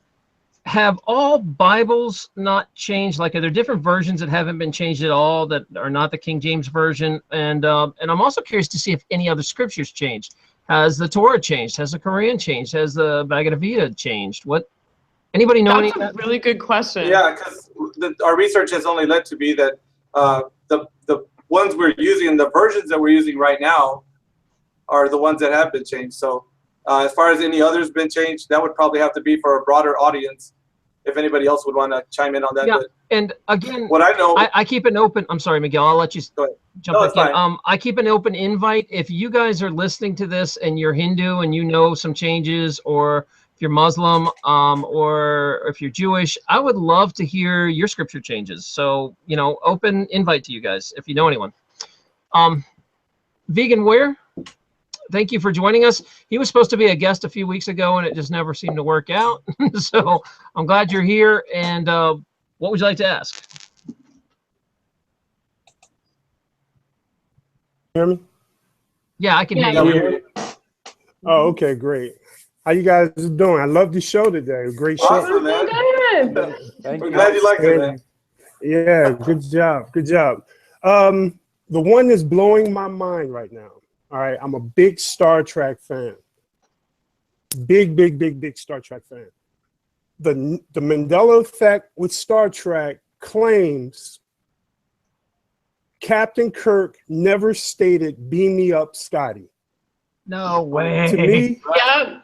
Yep. What? Captain Yeah. Kirk Yeah. He never said that. stated- He never said it in no episode. Never said it. That's crazy. He never So said it we- once. It was just like all of us Never. confabulated it. Like That play it again, that Sam. one's just as big as I Love Lucy.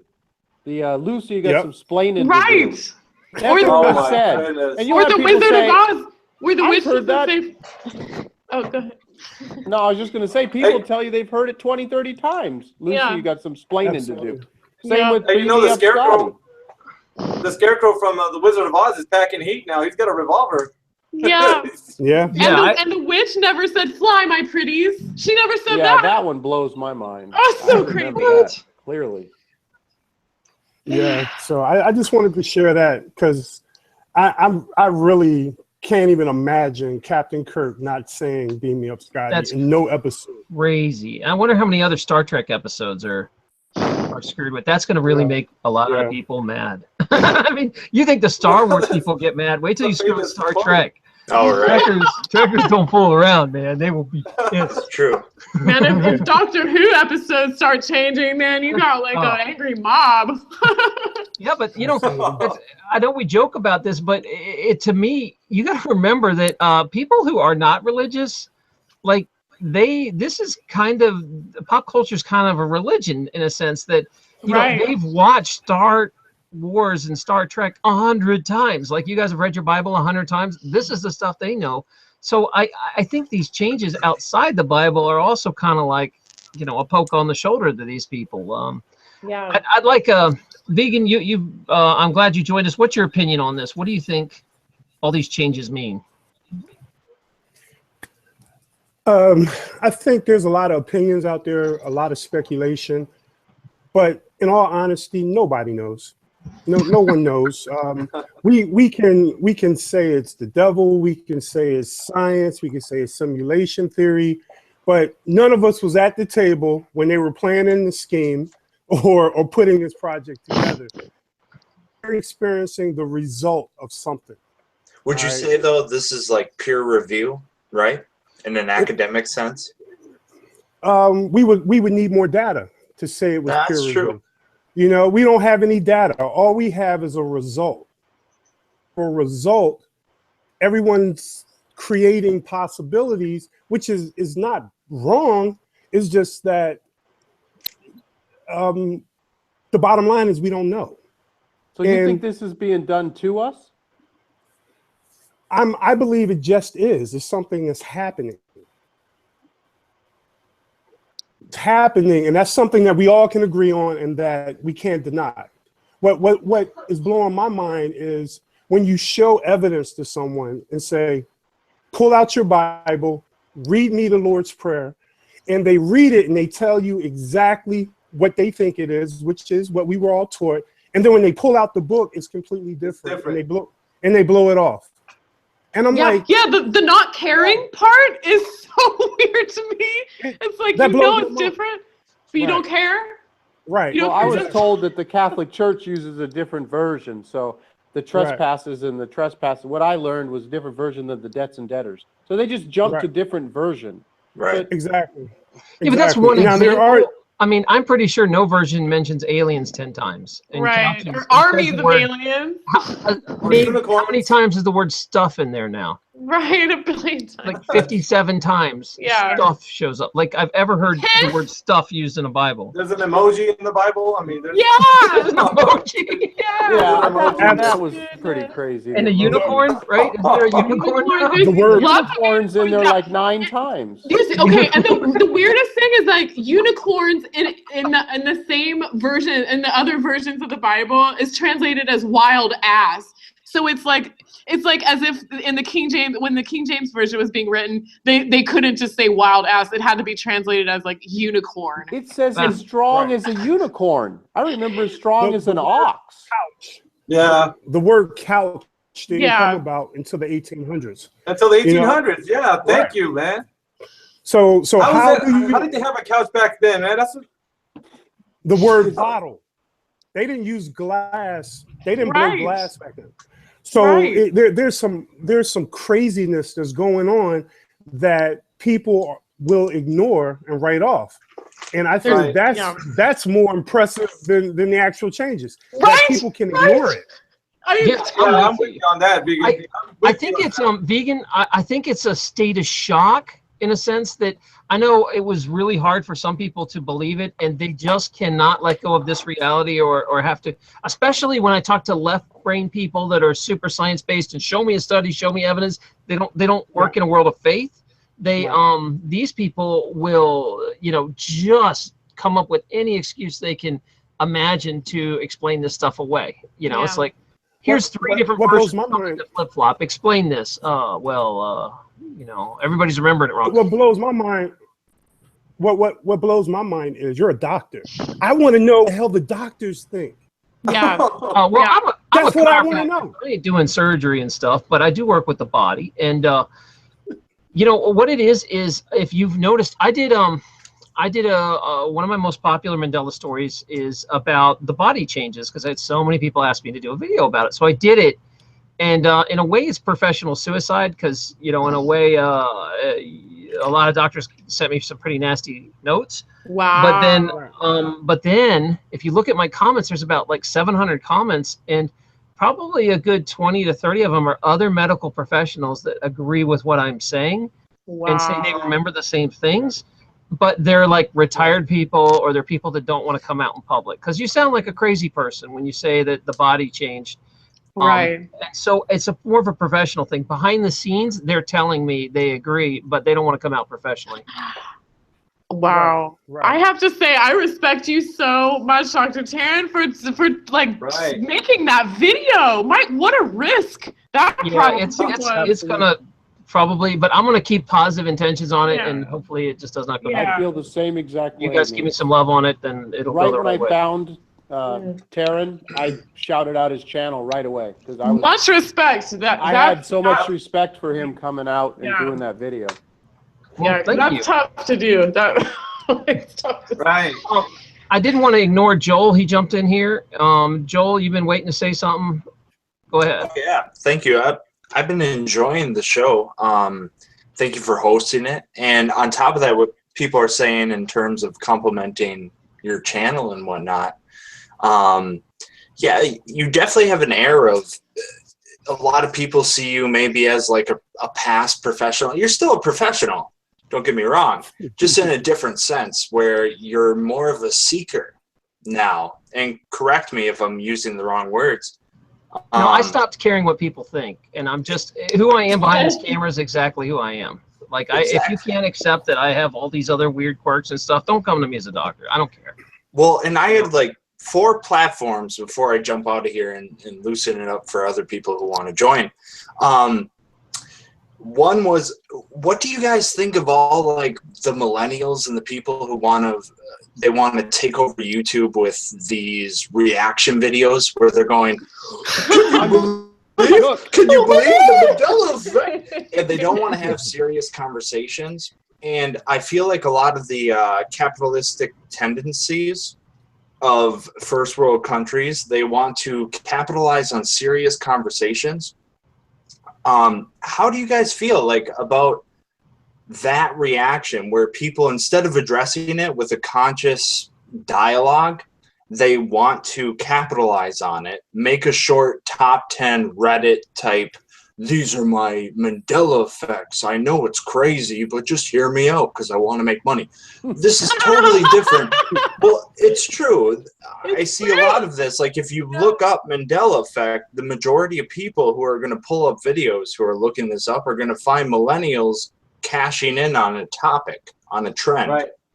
And I feel like what the Absolutely. doctor here is doing is much more, it has more gravitas. We're exploring the actual theory instead of just caving into these like 10-minute, oh my God, can you believe what I'm experiencing? Yeah. I'm trying to steer other channels to Yeah. pick their game up and you know, preach a positive message instead of just, because it's easy to get hits if you just scare the crap out of people. There's entire channels that's all they do is negative. You know, here come the lizard people, here come the Bilderbergers, and not that that stuff isn't true, but why the hell are you focusing all this energy on this negative stuff and feeding it? Stop it. Stop it. There's Go a somewhere. lot of evil in the world. You know, all right. I'm sorry, go ahead. A second platform was the frequencies. I watched your video on the frequencies and just great direction to take this. Thank you. Because I've studied for a really long time how everything passes through mediums. And I made a video recently called like media morphology. Somebody asked me about how human organisms evolve with technology. And I feel like our technology really as an environment creates convergent biology that creates parameters for organisms to evolve and adapt to ecological niches. But when you were talking about frequencies, those are things beyond the visible spectrum, right? And we know that 99.9% of the visible spectrum is, we cannot actually cognitively resonate with it. So when you were trying to emphasize the fact that we can everything, I thought that was a great point. Like, those are things that people are completely neglecting. 99.9%, at least according to the scientists, we cannot see. Can you believe that? Like, that is mind-boggling to me. And to think about that, the earth, the body, a rock, a cat, which I have a cat in the background right now. Yeah, and that's why you get this much speaking time, is because you brought a cat. I'll play the cards right. You guys learn from that. Bring a cat on, I'll let you talk. And his name's Glump, by the way. He's a glump of blackness, but he's great. He's great. You gotta comb him a lot. He'll get mad. Your cat Bob. Right, Glump, Bob, same thing. Glump sat alone on a bench in the park. Exactly. Just like that music video. I'm sure that'll be changed. Yeah, Mandela Effect. He's not Glump, he's Lump. But yeah, I mean, everything has a frequency, and we all pass through frequencies, and people are neglecting. I get that the Christians want to say, like, yes, it's faith, but we also got to realize that science itself is a form of faith. Because before we actually establish facts, we got to have faith in something beyond what we know. Absolutely. So there we can have a marriage of ideals. And I just thought I'd come into this chat and kind of bridge that gap, because I felt like a lot of people in the chat were trying to be like, oh my God, it's all Christian, blah, blah, blah. Oh, it's all science, blah, blah. Well, there's room for both. I'm not a Christian. Because in order to actually explore the unknown, you have to have faith, people. So the fact that you think that science is a lifestyle makes you just as dogmatic as the Christians who think that everything, you know, when Christians think evolution stops here, that's just as dogmatic when science thinks everything can be explained through what we know. You can't stop evolution. And I think the doctor was talking about this. I'm going to hold you for a bit. You can come back to this, but I want to let everybody get a chance to speak. I don't know your name that came in. Ask, is that it? Ask Listen. Oh, there you go. Okay. Oh, What was your it's question? Gabrielle. It's Gabrielle. Gabrielle. Okay, thank you. Hi guys, how are you? Hi. Hello. Hey. I And then we'll think get you to guys Wesley. are awesome. I got a question because me and my sister basically are the only ones who are really like acknowledging this within our family and friends circle. So I think there's certain people who do have an awareness and the ability and the vibration to be able to actually be able to see what's going on. Because a lot of people, like they were saying, someone said they turned their head. My question, I guess my main question would be to you guys is, I have second sight. I have had it all my life. I'm not super religious, but I'm very spiritual.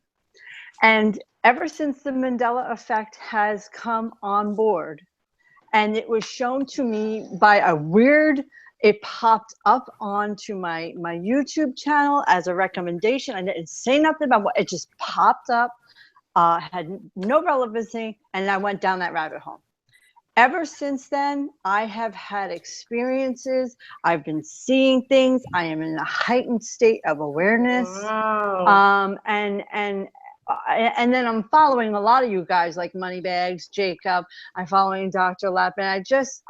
I forget the girl's name that's on there. I just found her.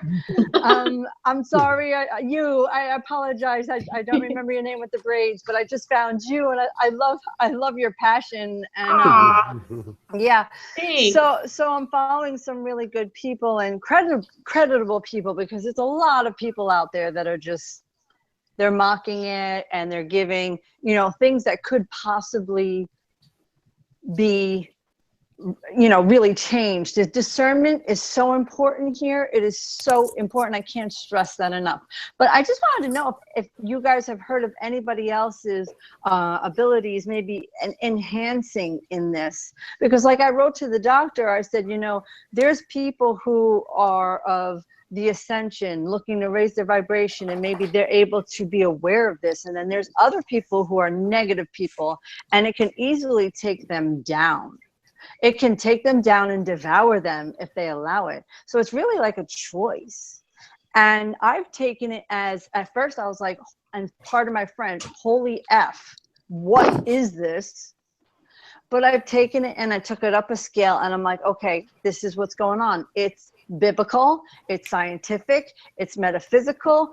I mean, like, I'm astral projecting out-of-body experiences that are proven that I'm in other people's time. Crazy. Can I ask you a question? Do you let me ever jump have in sleep here. paralysis? Hold on. Let me take over here. Okay. Wait, can I just say one thing, doctor? All You right, guys finish have up. kept me sane. You have kept me, I've considered seeing a psychiatrist. I'm not kidding. You've kept me sane. I appreciate. And now go ahead, because yes, sleep paralysis I've been also experiencing. And I'm gonna let you guys open that up to questions. Let me throw this out, and remember, guys, we've got 7 people on the panel. Give like a 30-second answer. Don't just hog the mic. So Yes. you guys want to address this, jump on in. So your big question is, has people talked about their psychic abilities or their connection with spirituality opening right after this happened? For me, the door blew open for me. I've been getting visions, a lot more visions. I used to get visions years ago, and I didn't, and then it just stopped. And then when the Mandela Effect happened, I was starting to get them again right before I fall asleep. It vamped up again. Yeah. So, Evan, do you have anybody that you've on your page that has said anything about this, or you know what's going on? Yes, I've had a lot of people tell me how the synchronicities have just taken off at an incredible rate, where they're noticing. I think, you know, there's synchronicities, hundreds of them daily, and we just don't notice them. But people are tuning in to these, noticing their synchronicities more. And I've heard people say that they're certain, like, I've always felt a little psychic, not really predictive, just like saying to my wife, you know, they should cut their lawn or something, and then the next day it's cut. I mean, that's predictive. Yeah, well, yeah, but I'm connected somehow with something more than the physical world, and that's been people have been saying that, you know, they're noticing those connections and things more. So yeah, I mean, I think to me it's an awakening. So I definitely believe. All right, I don't mean to be rude. We got a lot of people, so I'm going to keep you guys' answers short. Vegan, you're next. What do you think? Yeah, I have never had a supernatural experience before the Mandela Effect started happening, or I woke up to it. I've had two distinctive, very negative spiritual experiences. It felt like attacks, like demonic attacks. And I know that's like weird to say, but that was very real for me. And also, my friend has had predictive dreams. She had a couple dreams about foxes, and then she said a real life fox came up to her next day. Kind of weird. All right, let's just keep going down the line. I was going to go over to Vegan and Wesley, since you guys haven't had a chance to talk much. Go ahead. Vegan, why don't you start? Sure. I'm very analytical. My background, I'm a former police officer, detective, private investigator. I'm all about the facts, the who, what, when, and where. That's it. I don't try to explain the why. I don't try to explain the how, because to do that, you got to be sitting at the table when they plan it. I'm all about the tangible evidence. What drew me to the Mandela Effect is the tangible evidence that something has changed. It has nothing to do, from my perspective, about an enlightenment. I mean, well, yes, it's an enlightenment, but it's not a supernatural thing. It's a tangible thing that has drawn me to the Mandela Effect. All right, Wesley, where are you at on this? I'm sorry. Yeah, I went, kind of like the last time that I was on your show last week.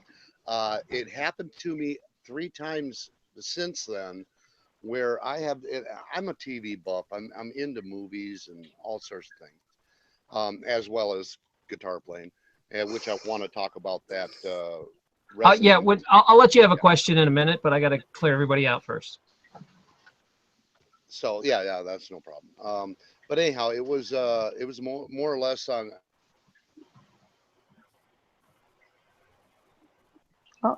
Wesley, did we lose him? We lost his volume. Sorry, we can't hear you. Let's move on to let's see, who's next in line? Miguel. Miguel, you're up. Yeah, basically it started, right before the Mandela Effect hit. Months before that, I had this feeling inside of me that something big was going to happen. Yeah. And it almost resonated like strongly inside me. It was like a feeling I couldn't shake. It was just, I kept telling people, I just feel like something big is coming. I don't know what it is. It's just something big is coming. And people were like, well, what do you think it could be? I was like, I really can't describe it, because it's just like, that feeling I don't know if anybody's ever felt this, but like right before something happens, some people get the sensitivity to it. And I feel like I have that. And I mean, it just felt so strong. And later on, a couple months down the road, I got hit with the Mandela Effect, and it just brought everything to light, just wow, And then this is it. I don't mean to keep cutting it off, but I've got to make sure everybody gets in. Joel, where you at on it? You seen anything supernatural or anything? Yeah, I mean, actually, to make a long story short, a few times in my life, I've had these days where I wake up and I'm like, I'm thinking of a certain person. And I go through all my day. I'm still like, why am I thinking about this person? And then I'll go somewhere and I'll see that person. I've had this happen probably like 3 times out of the year in the last 2.5 years. Strangest thing, because when it's going to happen. Like I'll be sitting down for lunch at a restaurant, and I will go to a department store and I will see that person that I was thinking of, as if it's a precognitive event. And I've never experienced anything like it, but I have experienced it for the last 2.5 years. I got you. All right, let me cut you off. The one, you haven't had a chance to speak yet. I hope you got your mic worked out, so let's talk to you. Hello. Hey, we'd like your opinion on her question. The question is, has it been some sort of spiritual awakening or an opening since the Mandela Effect happened? Try to keep your answer under a minute, please. Yeah, I think this really means something. Something changed recently. It happened to me a month ago. That's when it all started noticing you guys, because it started affecting me too. So I don't know how to take it. I just know nothing like this ever happened to me before, and I just came to y'all for some answers. I'm Are just you here to chime in here and there because I got a little input here and there, but that's no, it. no problem. I mean, are you still in that shock phase where you're trying to figure out what the heck's going on, or have you accepted that this is real now? I accepted it now. But I still got my faith though. Oh yeah, and there's lots of. I mean, Miguel. This is why I have him on, and Meegs is there. They have a lot of faith, but they acknowledge this is happening. So Who asked that's, about Yeah, the because sleep paralysis in the group? I did. I did. okay. Go Yeah, ahead. Go ahead. I think Because everybody got a chance to say something. So I've go ahead and address experienced that. it. Sweet. Okay. What did you ask her about the sleep paralysis? You're saying that that's happening since the Mandela Effect? I haven't had it since I was a child, and it's started all over again, and out of body experiences and Wow. astral projection. But Yeah, you're big psychic time. anyway, right? Like, can you do that Right, stuff but anyway? not that aspect. I'm usually a psychic medium and clairvoyant So and this is new ground for clairaudient. you. Oh, then I got It's a good question enhanced. for her. Yeah, just chime in with a question. Hopefully your mic's working here. Go ahead. Uh-huh. Yeah. Sorry, I got cut off. My Google Hangouts just said, "Yeah, we're done." That's okay. Yeah. Anyhow, yeah. Like I was saying earlier, is I was sitting there thinking about a movie that came out last year, and God, that should be on cable by now. I wonder. That's so weird. And I came back over, sat down, and did a little guitar play, and then I happened to turn around, and that movie came on. It freaked me out, and I don't know. It's happened to me before where I have thought of something kind of like what you were saying about, gee, I think he should do his mowing, and he did it the next day. That has happened to me. Precognitive. Our intent has increased, and our ability to manifest since this has happened has increased. And so when you play music, music is a vibration that has been made something tangible for our ears to hear and then process through our mind. And once we have something hit our mind as a collective, we then put a charge to it. And if there's enough charge to it, it manifests. Yeah, I wanted to jump in for a sec because this is an idea I've been talking about for a month, and it's nothing new. I mean, people have done this, but I thought maybe once we get a large enough ME community that is positive and we got the energy going to try to experiment. Let's see if we can manifest something really cool and positive for the world. Especially Do when it we at have a mass scale. Nibiru or Planet X. Well, the Christians will say nothing's more powerful than the power of prayer. Spiritualists will manifest. It's all positive intentions. Even if you're a scientist, you could even if you're a scientist, you could say, I'll do it just because I want to find out scientifically if it'll work. I'll join in and try to help manifest. And there's been a lot of studies about that both way, like through like transcendental meditation groups we'll meet. Like David Lynch is actually a huge transcendental meditation person. He like gathers people together to do what you're talking about. Well, what I think we're going to do is once we get comfortable enough with each other in a little while, I think we'll make some videos on what maybe we should try to manifest that we could actually pull off. Something small, let's try to do something positive, and then maybe do something as a group across all of our channels. Say, all right, on this day at this time, we're going to try to do this, and just let's see. What happens? The worst thing that happens is nothing. That we all felt good and we did something positive. That's it. That's the negative of this. If it does work, man, that's going to be awesome. Well, I have a theory. Go ahead, Evan. Did you want to? I'm sorry. What? I was just going to say, I think that's why a lot of people. I did a video recently on the Ouija board. And the people on the Ouija board are so focused that, there's something about the Ouija board. I don't know how everyone here on the panel feels, but there's something. You're right to notice that. You're totally right to notice that. If we're all going to focus, say we get 100 people, focus on something that's, I don't know, something small maybe. I definitely think that that's possible. Well, Gorgrin has a good idea that he says we should try to flip-flop something, bring something back, bring Luke back, and see if we can do it. Can I chime in real quick? So long as it doesn't conflict with other beliefs, I guess, if the people are okay with it. So, because something positive. That's all I'm saying is let's, because like some people might, some people might see the Ouija board as positive, but my viewpoint. I had a crazy experience with a Ouija board when I was a kid. I'm not getting Me too. Wow. I'm just putting that out there because I don't know. No, man, I saw one on my Ouija board video. Most people all said it was negative energy. Yeah, that's a gateway. You're opening a gateway. Yeah, we were like, if you don't want in. But you're talking about a bunch of drunk teenage kids that don't believe that stuff. Of course, we're going to play with the Ouija board and see if it works. And it was scary. It worked, and that was enough for me. I never want to get. We actually went out and burned the damn thing. We were so scared. Wow. That's very. It's true. I have a true portal. I need to get control of this conversation again because Wesley and the one have not had a chance to ask their questions yet, and Wesley's been waiting the longest. So, Wesley, go ahead. When Evan did that video about the Ouija board, I don't know if you remember or not, Evan, but I did comment saying I can't do thumbs up or thumbs down because I stayed away from it. It scared the crap out of me when I was a kid. But anyhow, I did want to say something about the frequencies. And playing guitar, I've been doing it for 36 years, and I've noticed certain chords, like a minor. Oh yeah, right A minor to the soul. It just rings to people. Look. Like I've done because we're mostly water. Hit an A minor for us. I want to hear what it sounds like. Hey, strum an A minor. I want to see what you're talking about. I'm just gonna play a really quick thing. Something I wrote years ago. No, just like 30 seconds, Wesley. This isn't a concert. That's all I'll do. All right. Okay. Not a concert. Here we go.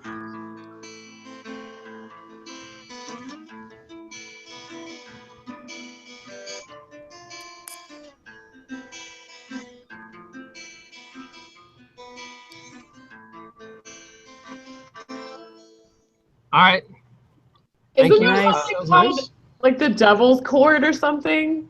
Where it's like there was a weird chord in there, I admit. There was a weird There's a lot of thing about frequency that the actual what everything is tuned to 440 is not 440, really good for your body, and that it should be tuned to 528 instead, and like they think that was on purpose. That bad people a long time ago made that to disrupt, the same evil forces that work to disrupt mankind did that to music. And they actually have websites where they take popular music and convert it to 528 if you want to listen to it. I have an app on my phone that converts it to like 528. 432. 432 is like the same thing. Feels good. It's healing. Yeah. All right, let me jump over to the one. He's been waiting a long time. Go ahead and ask your question.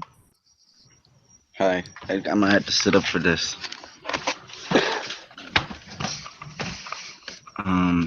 Can y'all hear me? Yep. All right. It's really two questions, but they're real simple. The first one is I'm just gonna say it. All right. I asked my mom and I asked my uncle. They both said Sally Fields. They both were about the same age as Sally Fields, so I figured they would know her, and they watched her growing up, and they did. They watched her on two shows, The Flying Nun and Gidget. But anyways, I said Sally Fields or Sally Fields with an S, and they both said S, and they should know. And anyways, the second part to that is this part of that question or whatever. Sally Fields' brother works there. We all know that if you did any research. And if you notice, I did a little more research and I found out her mom died in 2011. Sally Fields' mom died. And in 2012, she went to CERN. So it was the next year. And it was like, I don't know if she's trying to bring her back or what, but yeah, she's got money to do stuff like that, and she could put it out there and maybe get it done if she wanted to, but who knows, I don't think it's real if you can do that. Because if you could do that, then they would go back and change the cross, wouldn't they? It's the most important thing. But what about Louis Anderson? I thought he was gone. Yeah, that too. That's freaking me out, people. And my last question, this is the last question, it's not really a question. And last thing I gotta say is I don't know if this is a question. It's more like a revelation I got. Is in case we're wondering why Satan put the flat Earth on a globe, is to deceive you so you would know what kings will rise up in the end times from what direction. You won't know, because if it's flat and ground, you won't know which direction is really straight up, left and right, will you? Yeah, it's possible. Unless you're from Israel. Unless you're splitting right at Israel. I don't know if you can map it out from there.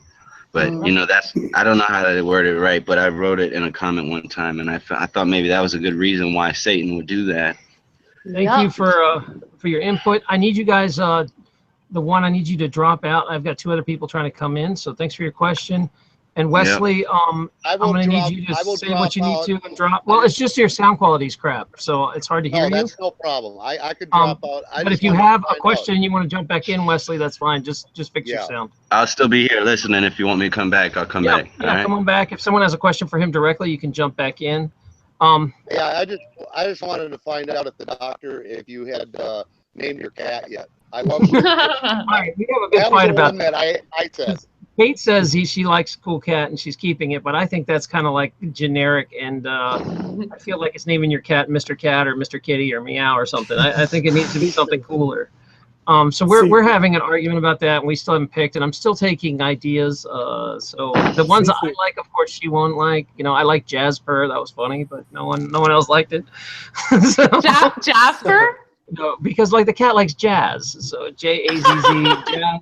Jasper. Your cat looks like a gypsy. I'm sorry. Gypsy. Wait till you see my video tomorrow. He's just like all over me in the video. It's ridiculous. I just can't even make a video anymore. It comes as soon as he hears me start talking. All right, guys, I'm gonna say goodbye. Thank you. Thanks for having me. That's all right. I want Evan to give him a chance, since he's been waiting too. Evan, did you want to say some stuff? I know that you're always on a schedule here to come and go.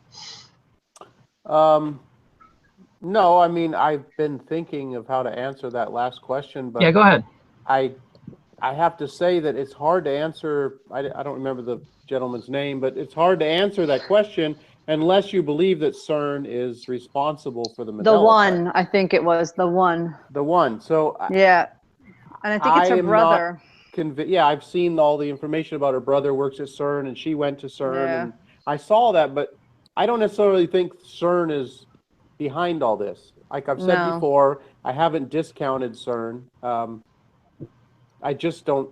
To me, what do you think about them like saying that they invented the World Wide Web on their bio page? It's not Al Gore anymore? What happened? No, they claim CERN claims that they invented the World Wide Web, and they say so on their page. Wow.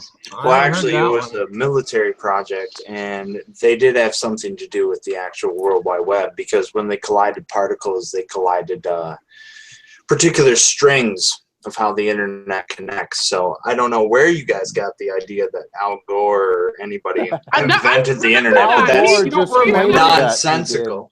Oh, no, I'm saying that as a joke, but I thought that Al Gore claimed he did. Did that change in this reality too? Did he not say that? Because that's like a funny joke for 20 years. I remember that was like 1997 or something. Yeah, he said he invented the internet as part of his platform when he ran. I can't believe. Tell me that didn't change too, because all my jokes are going to go out of style if everything changes. I got nothing to learn. I don't bother making jokes anymore. No one will get them. Insert. All right, 5 seconds. Guys, your opinion. Okay, what about the D-Way computer?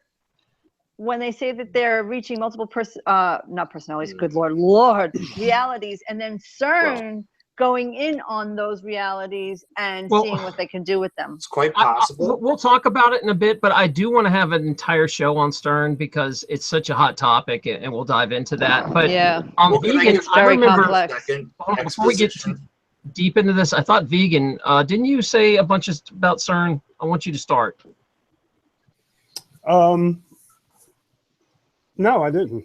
I'm mixing you up then. It must be Joel. Joel, are you the one that's so I just want to give a 30-second exposition with the D-Wave computer. So NASA, Google, and the Department of Defense and Lockheed Martin, which is a government contracting agency, they have like skunk works and they produce lasers.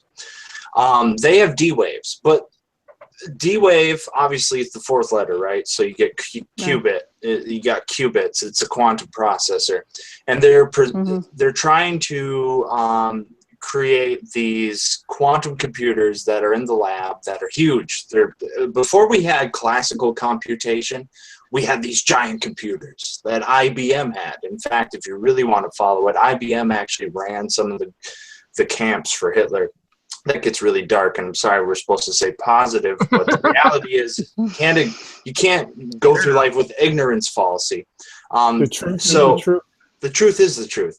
And so we're in the beginning of quantum computation. And BBC came along recently. You can Google this, people who are listening.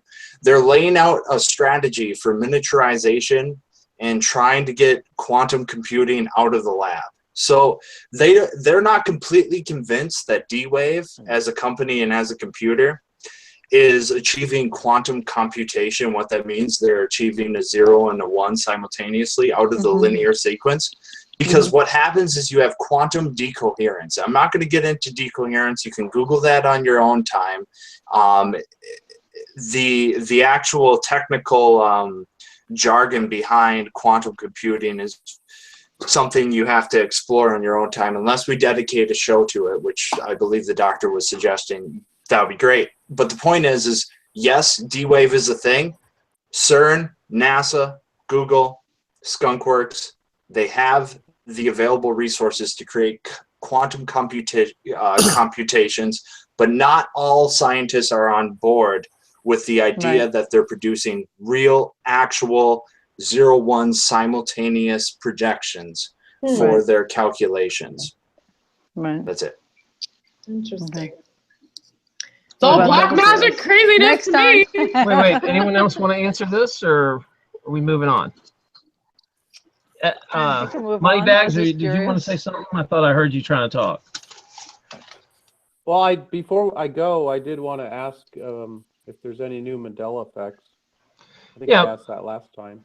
Guys, do you know of any new ones? I think there's something that should be looked at very closely. That there's so many of them that we sort of just graze over them really quick.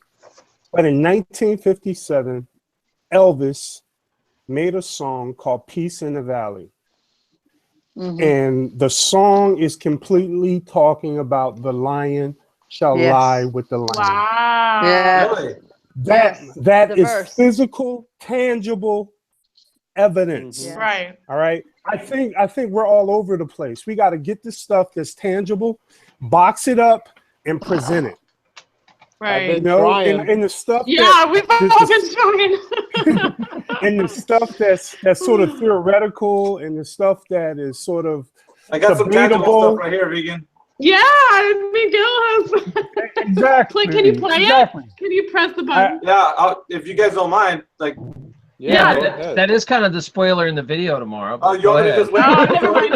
Would you want me to wait? No, go ahead, because I got a whole whole video coming out about Star Wars tomorrow, and so I hope you guys will watch This will be a little This will be a teaser. It'll be a little bit. Go ahead. All right, if you guys get quiet, I'll play it, then we can.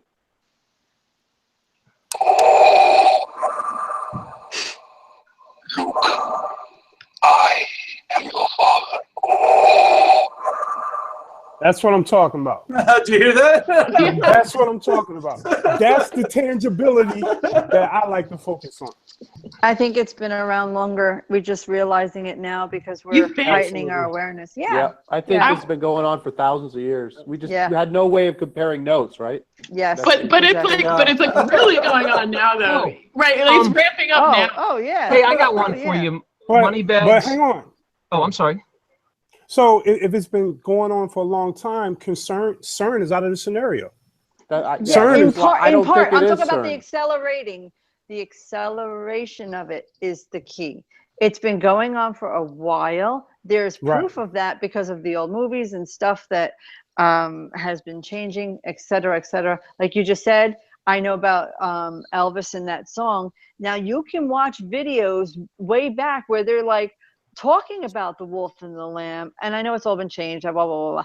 I just think that it's been going on longer than we have realized, but we are now in a position where our vibration has heightened. We are heightened. We are in a position to be open-minded, flexible, and accepting.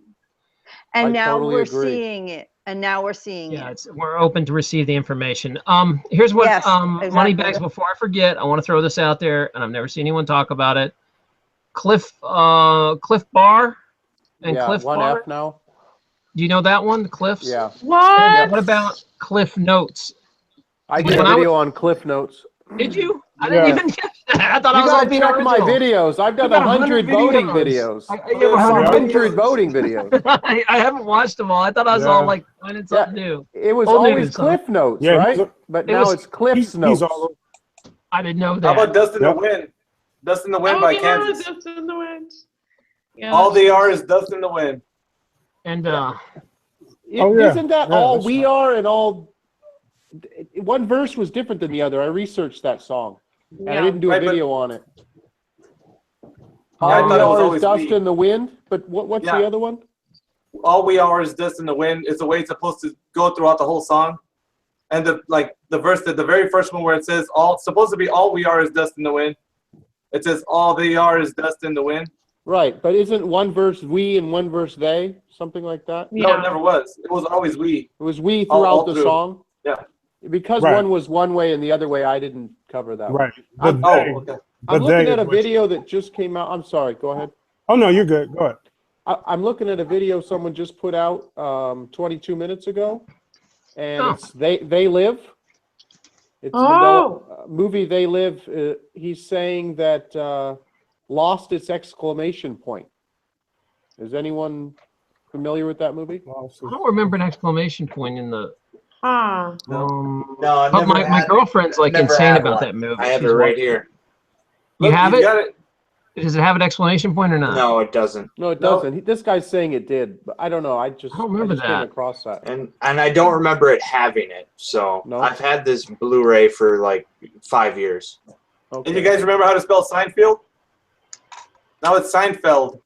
No, Kate's saying it did have a exclamation point. It was. Oh, really? It has a Kate's triangle a huge now. fan of that movie, and she said They Live did have a exclamation. I just didn't remember it. Wow. All right, fair enough. Wow. I usually believe her, or Oh, she said that it did? She yeah, remembers it? She remembers she's that? like a super obsessed fan of that movie, like since a little kid. So I believe it. I don't know if we can find some residual somewhere. I bet there's some floating around on some VHS copies or something. I don't I know. just watched that movie a couple months ago, but I can't remember if it had one or It's a not. good movie. I hadn't really watched it until a few years ago when Kate turned me on to it, and man, I was like, well, how did I miss this movie in the '80s? It was awesome. Yep, it's Good good. movie.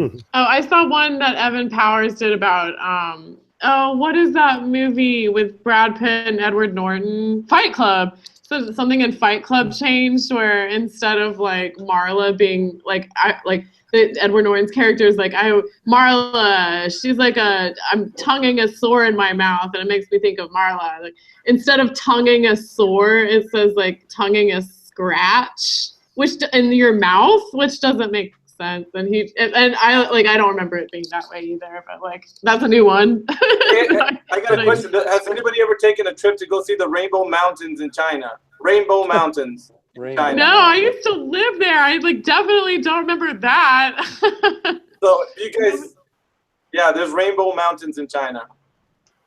Rainbow. Oh, you know In what? Peru Someone, also. guys, Yeah, I have a Peru. question. I got to hijack this for a minute because I forgot that someone really keeps asking me this question. On my comments, someone was really upset this was happening and felt very disconnected that her world, her reality had shifted. And she said, is there any way back, that they really want to go back? They don't like this new reality and they want to be with the people, they want them to be that relationships. And honestly, I don't think there's a way back. I think those realities are gone and collapsed. But I would throw that out to you guys. Go ahead and everybody give their 1 minute on it. Do you want to start down the road, or I Yeah, just go feel ahead. like We'll go with Evan first, unless he's My watching a guess- video while he's on here. Well, I'm researching the latest Mandela effects like I've done every day for 10 months. That's what I do. You All right, do don't you think see there's burnout, do you, Evan? you can jump on if he's busy, Oh, or do you want this? okay. Wait, what was the question? The question is, can you go back to the old reality? Somebody is like completely freaking out and they want to go back, and they say this. Like me and Kate used to joke that this new reality is the subpar reality because everything like pop culture. Everything is a little bit like but the Mandela Effect make everything worse. But for pop culture, yes. But as far as for awakening, no. I love it here. Right. So, Yeah. But it's nostalgia. It ruined all nostalgia. Yeah, I don't think there will be a way to go back. And, you know, I do have, I do think that the elite or whatever, whoever's at CERN, I think they have a way to time travel. And, but I don't think we'll, like us peons, will ever be able to attempt that or visit other dimensions of our own will. But I was actually talking to Miguel last night. I think these changes are actually, if you're coming from the Christian viewpoint, like they're to make us like aware that these little things that are changing don't actually matter, and they've never really mattered. It's just what's in here that matters. Something that they can't ever take away from you, your soul. So, thank you. That's my opinion. Let's go down the line here. Evan, are you ready to answer this? Is there a way to go back? I don't think so, but I don't know. I just don't. I think this is just going to continue to expand. I don't think it's. Yep. I don't think anyone can go back. Maybe. I don't know. That's too hard of a question. What about you, Miguel? I say no. Oh, sorry, no, Miguel. Well, I just feel that there's no. I mean, people have been documenting this thing for what, over 2 years or so. I really don't think there's anything that's kind of leading us to the knowledge that whatever it is, the flip-flops, the changes in the whatever logos or whatever, it doesn't seem to be stopping. It seems to be increasing. So whatever it is, it seems to be gaining speed, or more of it's starting to be prevalent to the people that are actually being able to observe it. So I think all we can do right now is, kind of join together as a group and kind of jot stuff down and, get all the residual that we can and try to make sense of all this thing. Because, I mean, we're in all this together, It's a ride that we're all in together. And the more that we divide each other with, saying I'm this part of camp or you're that camp, that's not going to help the cause. I think just coming together and it was probably going to, where we find a solution. But I don't think it's not going to revert back. Joel, where are you at on this? Do you think there's a way to go back? Is this a quantum reality thing? Can you slide back to the old reality? Well, if the chicken and the egg exist at the same time, I suppose time and space, the continuum, delineate the expression of the chicken or the egg. But I don't think you can go back without the proper procedures. And just to clarify for listeners and people, CERN is not the only collider out there. China's building one, America has one. So all this rhetoric, we're trying to pinpoint everything onto CERN. It's just wishful thinking that we can go back, and the fact that we are trying to pinpoint something as if CERN is some type of villain. It could be a combination of things. And no, I don't think you can go back without the proper procedures. And when I say procedures, I think that relates to technological procedures. So if you want to reset the chicken and the egg, you have to have access to the time-space continuum. Well, can you lower your vibration? I guess that's well, for me, I think the vibration actually interfaces with the time-space continuum. For instance, right now, what you're seeing is passing through the medium of the photon, right? So everything you're seeing, at least scientifically, you can have faith in whatever you want to have faith in, and you have a right to your opinion, and I have a right to my opinion.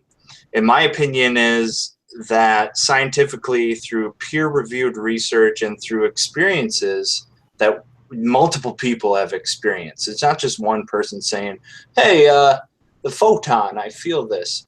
No, multiple people have said, wait a minute, this guy feels a photon. I'm going to see if this photon's real. That's the thing about science when you probe the unknown. Multiple people are trying to see if the photon is actually there as an empirical review. So I think the frequency deals with what you experience as you interface with your senses, your five senses, and how your mind engages with the matter and reality as we pass through the time and space. So when you raise and lower your frequencies, this is one of the last things I wanted to say before I jump out, and Now, you it's still been a had brilliant to, conversation. Yeah, Joel, you still had two things we hadn't got to, and I was going to let you get to those, but I just want to make really? sure. Yeah, if you'll stick around for a Okay. bit. Let me let Vegan have a word in here. He's been waiting quietly, Vegan Warrior, and then we'll come back to you, Joel, with your questions. Sounds good. Vegan, go ahead and jump in. What's your point? Where are you on this? You're kind of the show me the science guy. So where are we at? Well, yes and no. I believe there's two types of science. You got science that deals with the scientific method, and then you have theoretical science.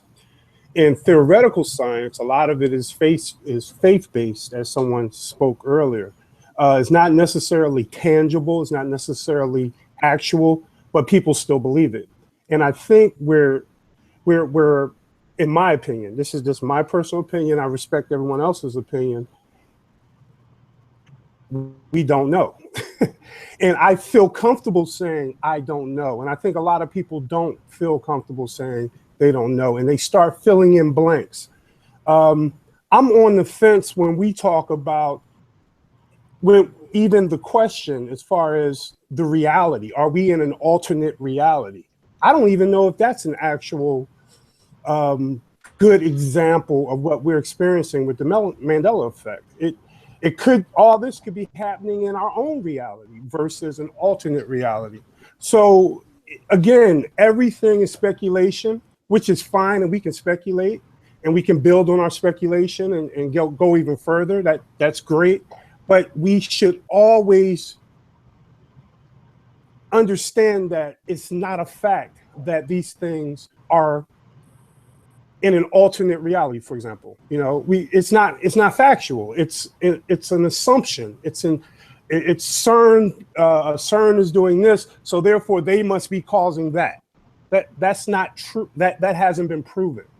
So what I like to focus on is what I can see that is real. And have you seen enough that's real in your point of view to convince you that this is really happening? Yes, absolutely. Absolutely. I am totally a Mandela Effect witness. So I don't deny the Mandela Effect, but don't deny is not the right word. I don't necessarily agree with all of the speculation of the why. Got it. The why is not tangible enough for me to jump on board. I have a quick question for you. Yeah.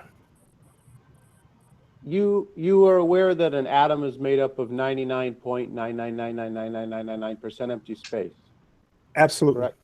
Yeah, we are. So, yeah. when you're looking around, do you believe it all could be like a hologram? Are you speaking of like simulation theory, kind of, or Well, just like I heard you mention what's real. right? Now, I've been questioning myself what's real since this whole Mandela Effect thing hit me. Right.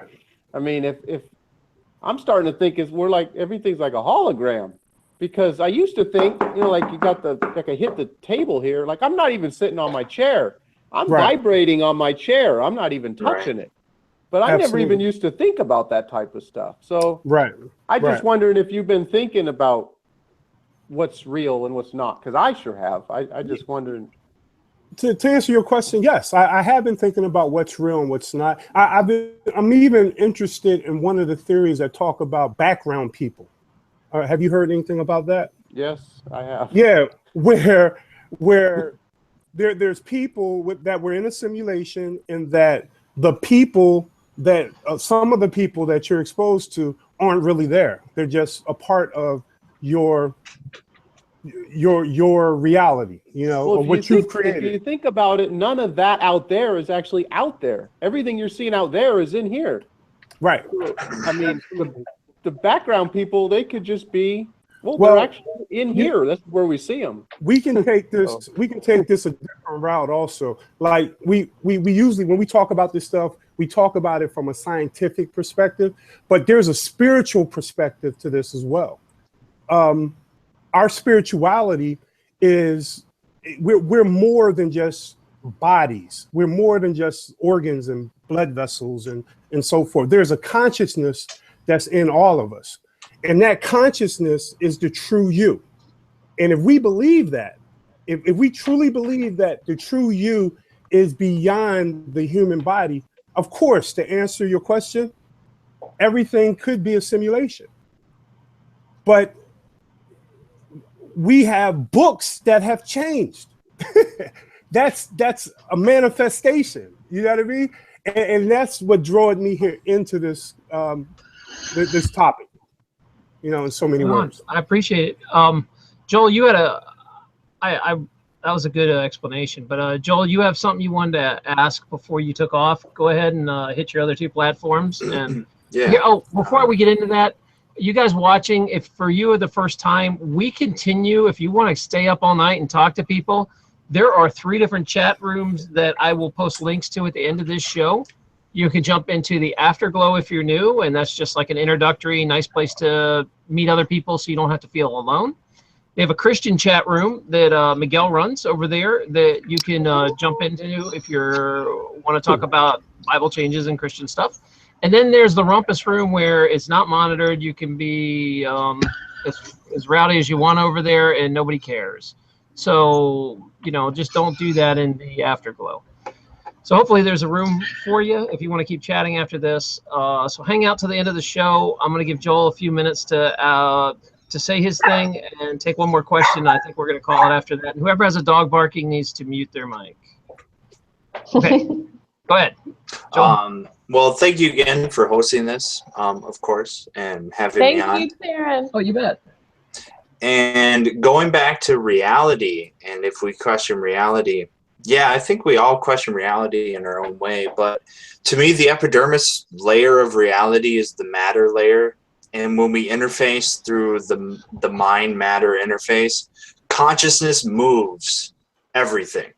Without consciousness, and that's the spiritual aspect of everything in this world. And people have to understand that without consciousness, we have nothing. So if you go through life trying to believe science is a lifestyle or dogma, you're going to fail to recognize that everything in your world that you have, the computer, the Xbox, the TV, the television, the car, the subway, the plane, it's all there because man applied his consciousness. He extended what is in his mind and he wrapped it around the consciousness out there in the cosmos. And without that, we're nothing. And second, to close down my my little stint here, and thank you once again.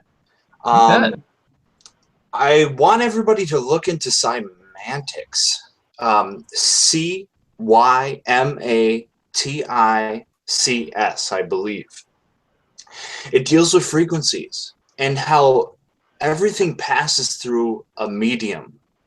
And going back to frequencies, as the good doctor said, if you look into the idea that music itself is a reverberation of expression from the applied consciousness of our mind, we are shaping the reality. So if you really get into the abstract expression that we apply our consciousness to shape reality, if you look into semantics, what it actually expresses is the idea that everything we ever do is a frequency coming from the mind. And when that frequency is applied to matter, we reshape it in our image. Right. And that image itself is a reverberation of the frequency we're applying. So to end my little bit here, I would like to remind everybody that the world is music. And we are human instruments creating human music. And everything passes through mediums, and that is all I have to say for tonight. You're welcome to stick around, and that was pretty good. I like that. And yeah, that was kind of good. where I'm at. Is absolutely, vibrations create consciousness and matter. I have a new guest in here that jumped in and want to ask a question. Kat, go ahead and ask your question. Sure. Hey, Kat. My question is, it kind of goes back to the risky business one. Did anyone ever notice at the beginning of that clip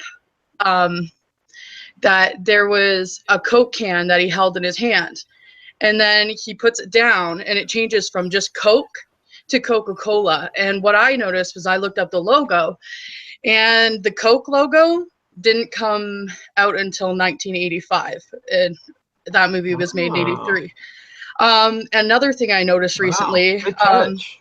thanks. Another thing I noticed recently was my husband and I had noticed some scratching up in my roof lately, and I thought, oh God, like, is it a squirrel? Because it sounded heavy, so I thought maybe it's a raccoon, right? So I Googled raccoon, and lo and behold, it was spelled RACCOON. And I thought, okay, that's a little funky. Like, I don't know how many people remember it spelled that way, but I remember it spelled RACOON. So I looked up, I'm Canadian, I love the Trailer Park Boys, and one of my favorite episodes is when Ricky calls them Rakins, and he keeps calling them Rakins, and then he holds up a book, and excuse my language, but he goes, that's what those furry little bitches are, Julian, they're Rakins. And on that book, it's spelled raccoon. So then I looked it up, and I actually ended up finding a coloring page that's supposed to be made for kids in school, and it's spelled raccoon the way I remember it. Another thing I remembered recently was dilemma. Some people may have heard of that one. Yeah. Another one, refrigerator. How many people remember the letter D in refrigerator? Raise their hand. No? Wow, that's interesting, because almost everyone I asked remembered the letter D. Now, I found some residue for this. If you type in refrigerator on Google with the D, there was this article that came up. I'll have to try and find it again. I don't have a YouTube channel yet, but I plan on making one. And it had the D in it, and it was like on an actual place that sells refrigerators. So you think, that's interesting. You think that they would get that correct, right? Like, it didn't make any sense to me. I remember. Right. So, yeah, there's a couple things like that with spelling. And I mean, you know, spelling can be wrong. But I remember taught being spelled dilemma, DILMNA. And I actually found an old book that spells it that way, too, like a really old text. And I've noticed with my Bible, too. Now, I don't have the King James Version, but I have the Ryrie Bible. It's a really old one. My dad gave it to me. But that also has debt and debtors. And my dad remembers trespasses and trespassing. So that's awesome. Couple things I've noticed, and I'm new to the Mandela Effect. Like, I've literally been doing it. Like, sorry, I'm going over my time, but I've literally... No, you go ahead and speak if you got something you want to say. I've literally only found out about this. Like, I've heard about the Berenstein one when it first came out, and I was like, okay, I remember Berenstein. Like, this is nuts. My mom remembers it. Everyone in my family. And then, so I kind of was like, oh, okay, you know, that's kind of weird. And it always sat with me weird, but I kind of moved on from the Mandela Effect thinking, okay, whatever. So... then I came across actually Moneybag's channel first, and I thought that was really cool. Then I came across yours, Dr. Lupin, and I like lost my mind. I was like, you gotta be kidding me. All these things I remember, you guys remember, and I still get that like heart palpitation whenever I find a new one. But I'm Big thinking, hugs to you. You're not crazy. Thank you. And I asked my husband too, and he remembers everything. So actually, the more people I talk about, and I'm spreading the word, I'm one of those people, you know, I don't care if you think I'm crazy. If I know something, I know it. So I've been spreading the word to everyone, and I've started a study, like what I call a study, showing the people the logos, not even telling them anything about the Mandela Effect, and the results to me have been conclusive. Almost, I'd say 75% of them remember things the way we do. Yep. And then I'll introduce the Mandela Effect to them. And one person was a huge skeptic, and he started believing it. Doesn't believe the certain thing, but he believes the rest. So. I have something real quick I want to mention. Okay, I'm going to wrap it up at midnight, so you got 5 minutes. Go ahead. Well, in regards to the refrigerator, I just looked up, because when she said refrigerator, I thought fridge. And I know fridge is F-R-I-D-G. Wouldn't we say frig? Yeah, fridge is refrigerator? It still is. It still is fridge, F-R-I-D-G-E, but refrigerator doesn't have a D. How did the Chicago Bear guy spell his name? The fridge. Refrigerator Perry. Yeah. Yeah. I wonder if it was with a D or not. I can't remember. It would have been Refrigerator Perry with no D, or the fridge with a D. Either that, or we'd be calling it frig for short, or refrigerator. Like I don't understand. Refrigerator. Yeah, Is the that's next weird. going to be Doug instead of Judge? Like, I'm confused. Then Yeah, I one remember like it. definitely and indefinitely drives Yeah. me so crazy. Oh. That's such an obvious I one to was me. thinking, I was like, Oh I my think God. that was a pretty recent one because I noticed it kept flagging me on spell check, and I'm like, what are you talking about? And Yeah. I mean, that happened this year to me, so I refuse to spell it correctly. I'm not For me, going it was always definitely with an I A. I still I spell remember. it. I don't care if it's misspelled. I'm spelling it. I'm not going to So adapt. weird. I refuse. Yeah. So weird. For you guys that are coming in late or just waiting around, I'm posting all the hangouts now if you want to keep going and chatting, but I'm going to wrap this thing up at midnight. So I do want to thank Faceless Music, Kate in there in the chat area, the live chat, and as well as Liz. They have been moderators and been dealing with keeping this place a nice, happy, safe place, throwing out the trolls and the D-bags. So I appreciate that. And everybody, make sure you say thank you to, I mean, they just volunteered for 4 hours to keep it happy in there. I'm Nice. posting the links now, the Google Hangouts. There's 3. The Afterglow is where you should go if you're new and just want to be introduced. During these Hangouts, if you've never been, you can video chat with as many as 10 people. If that's full, you can jump to a different Hangout if you want. There is the Rumpus Room. The Rumpus Room is not moderated. You can do whatever you want in there. You know, you've been warned. Go have fun. And then there's the ME Christian Hangout, which I'm posting right now too. And if you want to go on and talk, since this show was pretty Bible heavy, if you want to keep going and make some ME Christian friends, they're in there, and they're actually really nice. Even though if you're not a Christian, I go in and hang out. We're fine. I'm posting it right now. I think it's not working. I don't. Oh Okay, no, everyone, I'm over my limit. I'm Okay. dropping out. Thank you, Taryn. I'll try. Oh, hey, Evan, thanks, and jump I in hope you'll next join week. us next week. If you guys I'll don't definitely know, try. we're trying to do this show every week, and if you want to come late, that's fine. Everybody say bye to Moneybags. He's been really Bye, gracious. Moneybags. Bye. Oh, and check out the Thank you, channel. Miguel. Moneybags, you got something coming out tomorrow you want people to see? Here's your plug. Or a new video have you just nothing. popped. No, whatever comes tonight or tomorrow, I could throw something out at any time. I have nothing planned. So okay, well, keep but an eye there'll on the be more channel. videos to come. Right. Hey, Moneybags, right. thank you for bringing up the idea that Revelation is actually the age of revealing. No Yes. problem. Also, make sure for you guys that want to see these guests, I will post under this video links to Moneybags' page so he can get it. And for you guys that have new pages that were guests and I don't know your page, please feel free to post it yourself or send me an email, and I'll make sure it gets in the description. See you, Moneybags. Bye. All right. I've got a video coming out tomorrow. Oh, someone's in trouble. What is that? Dinging. Oh, Someone's sorry, going- that's my clock. I never even hear it anymore. I'm so used to it. Oh, okay. No problem. I'll drop out though. Thanks, guys. Okay, thanks, Kat. Bye. Come back. Thank you. Go hang out in the chat rooms. Bye. All right, I just dropped that. Also, remember that if you want to miss part of this show and you want to watch it again, it will be up in about 20-30 minutes. It takes a while for YouTube to process it, but I really appreciate if you come and make comments or you talk to somebody that you like, you want to talk to them and find them. Please use this page as a central way to talk about stuff. It will be up and ready, like I said, in a little while. The other thing is, please check out these other pages. Meegs has a great channel. Vegan, you have a channel, but I don't know if it's about Mandela, but it is a Vegan, I can't remember exactly. I thought your channel's all about nutrition, if I remember right. Yeah, it's all about nutrition. I help people lose weight, living a healthy lifestyle. Yeah, feel free to send me your channel, and I'll link it up there if you want to talk to Vegan and make friends with him. And oh, Joel, I'm diversified. we all are. We all start as non-Mandela channels. Joel, I love your cat. You're welcome to come back anytime. You started this.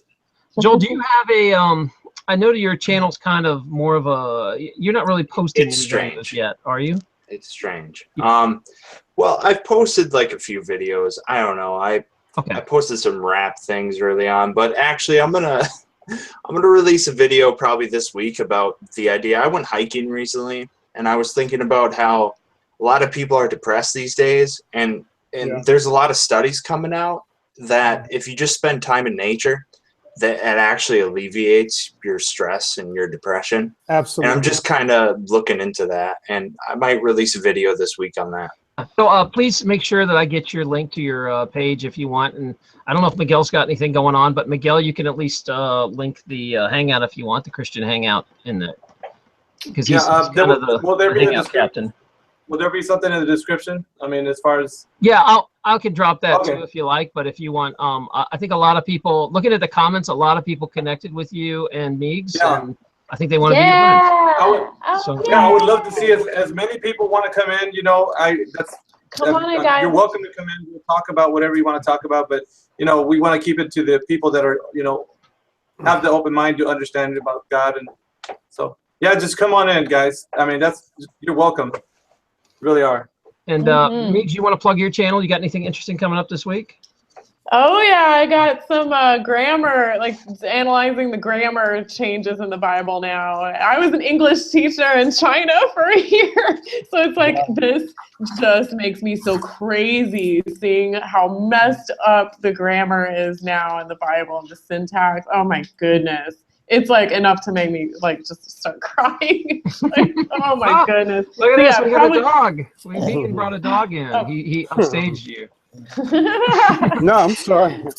He just jumped on me. Stop. All right, animals are encouraged on this show. Yeah, she's got a fun channel. Go check it out. One thing I always watch Meeg's channels because honestly you make me laugh. Whatever you're talking about, even when you're talking about serious stuff, it's still funny. Thank you.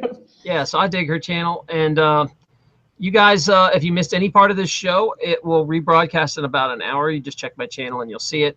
Tomorrow, I have a Star Wars channel, Star Wars special coming out where I found some stuff that nobody, I think, has found yet or talked about. I don't usually do proof videos, but these just fell into my lap, and it's hard not to do it since like they were practically given to me. So I will have an unusual video coming out tomorrow on a lot of C-3PO. Whoa, new sources. I can't wait. Well, basically, I go to this old arcade. New Hampshire has the largest video arcade in the world, and it has part of that section is an antique games. It's a museum where you can actually go play all these video games from the 80s and 70s that like don't exist anymore. And you can play them for a quarter. Wow. So I was like, man, trying to find Mandela Effects and all these old game artwork. And I found and on the games themselves. So I found some pretty cool stuff. Awesome. Yep. Well, thank you so much, Dr. Guys, for have organizing. anything they want to say? Yeah, thank you so much, Meegs. Thank you for your time, Doc. I appreciate you putting this forum out so that people can gather together with this whole Mandela thing. So it is so. I want to thank you for that one more time. And you'll see people arriving in the Hangouts. Thank you guys, man, for coming on the show and just you're putting in your input. And I'm just glad we can gather together, different opinions and all combined as one group and not be divisive and just come together. That's awesome. Yeah. Sure. Stay positive, support each other. Love each other. It's fun meeting you all and hearing the relative translation, and maybe next week everybody will have a pet guest on their shoulder. Yeah, time if you bring a pet for sure. Pets keep you conscious. All right, bye guys. Bye. See you guys.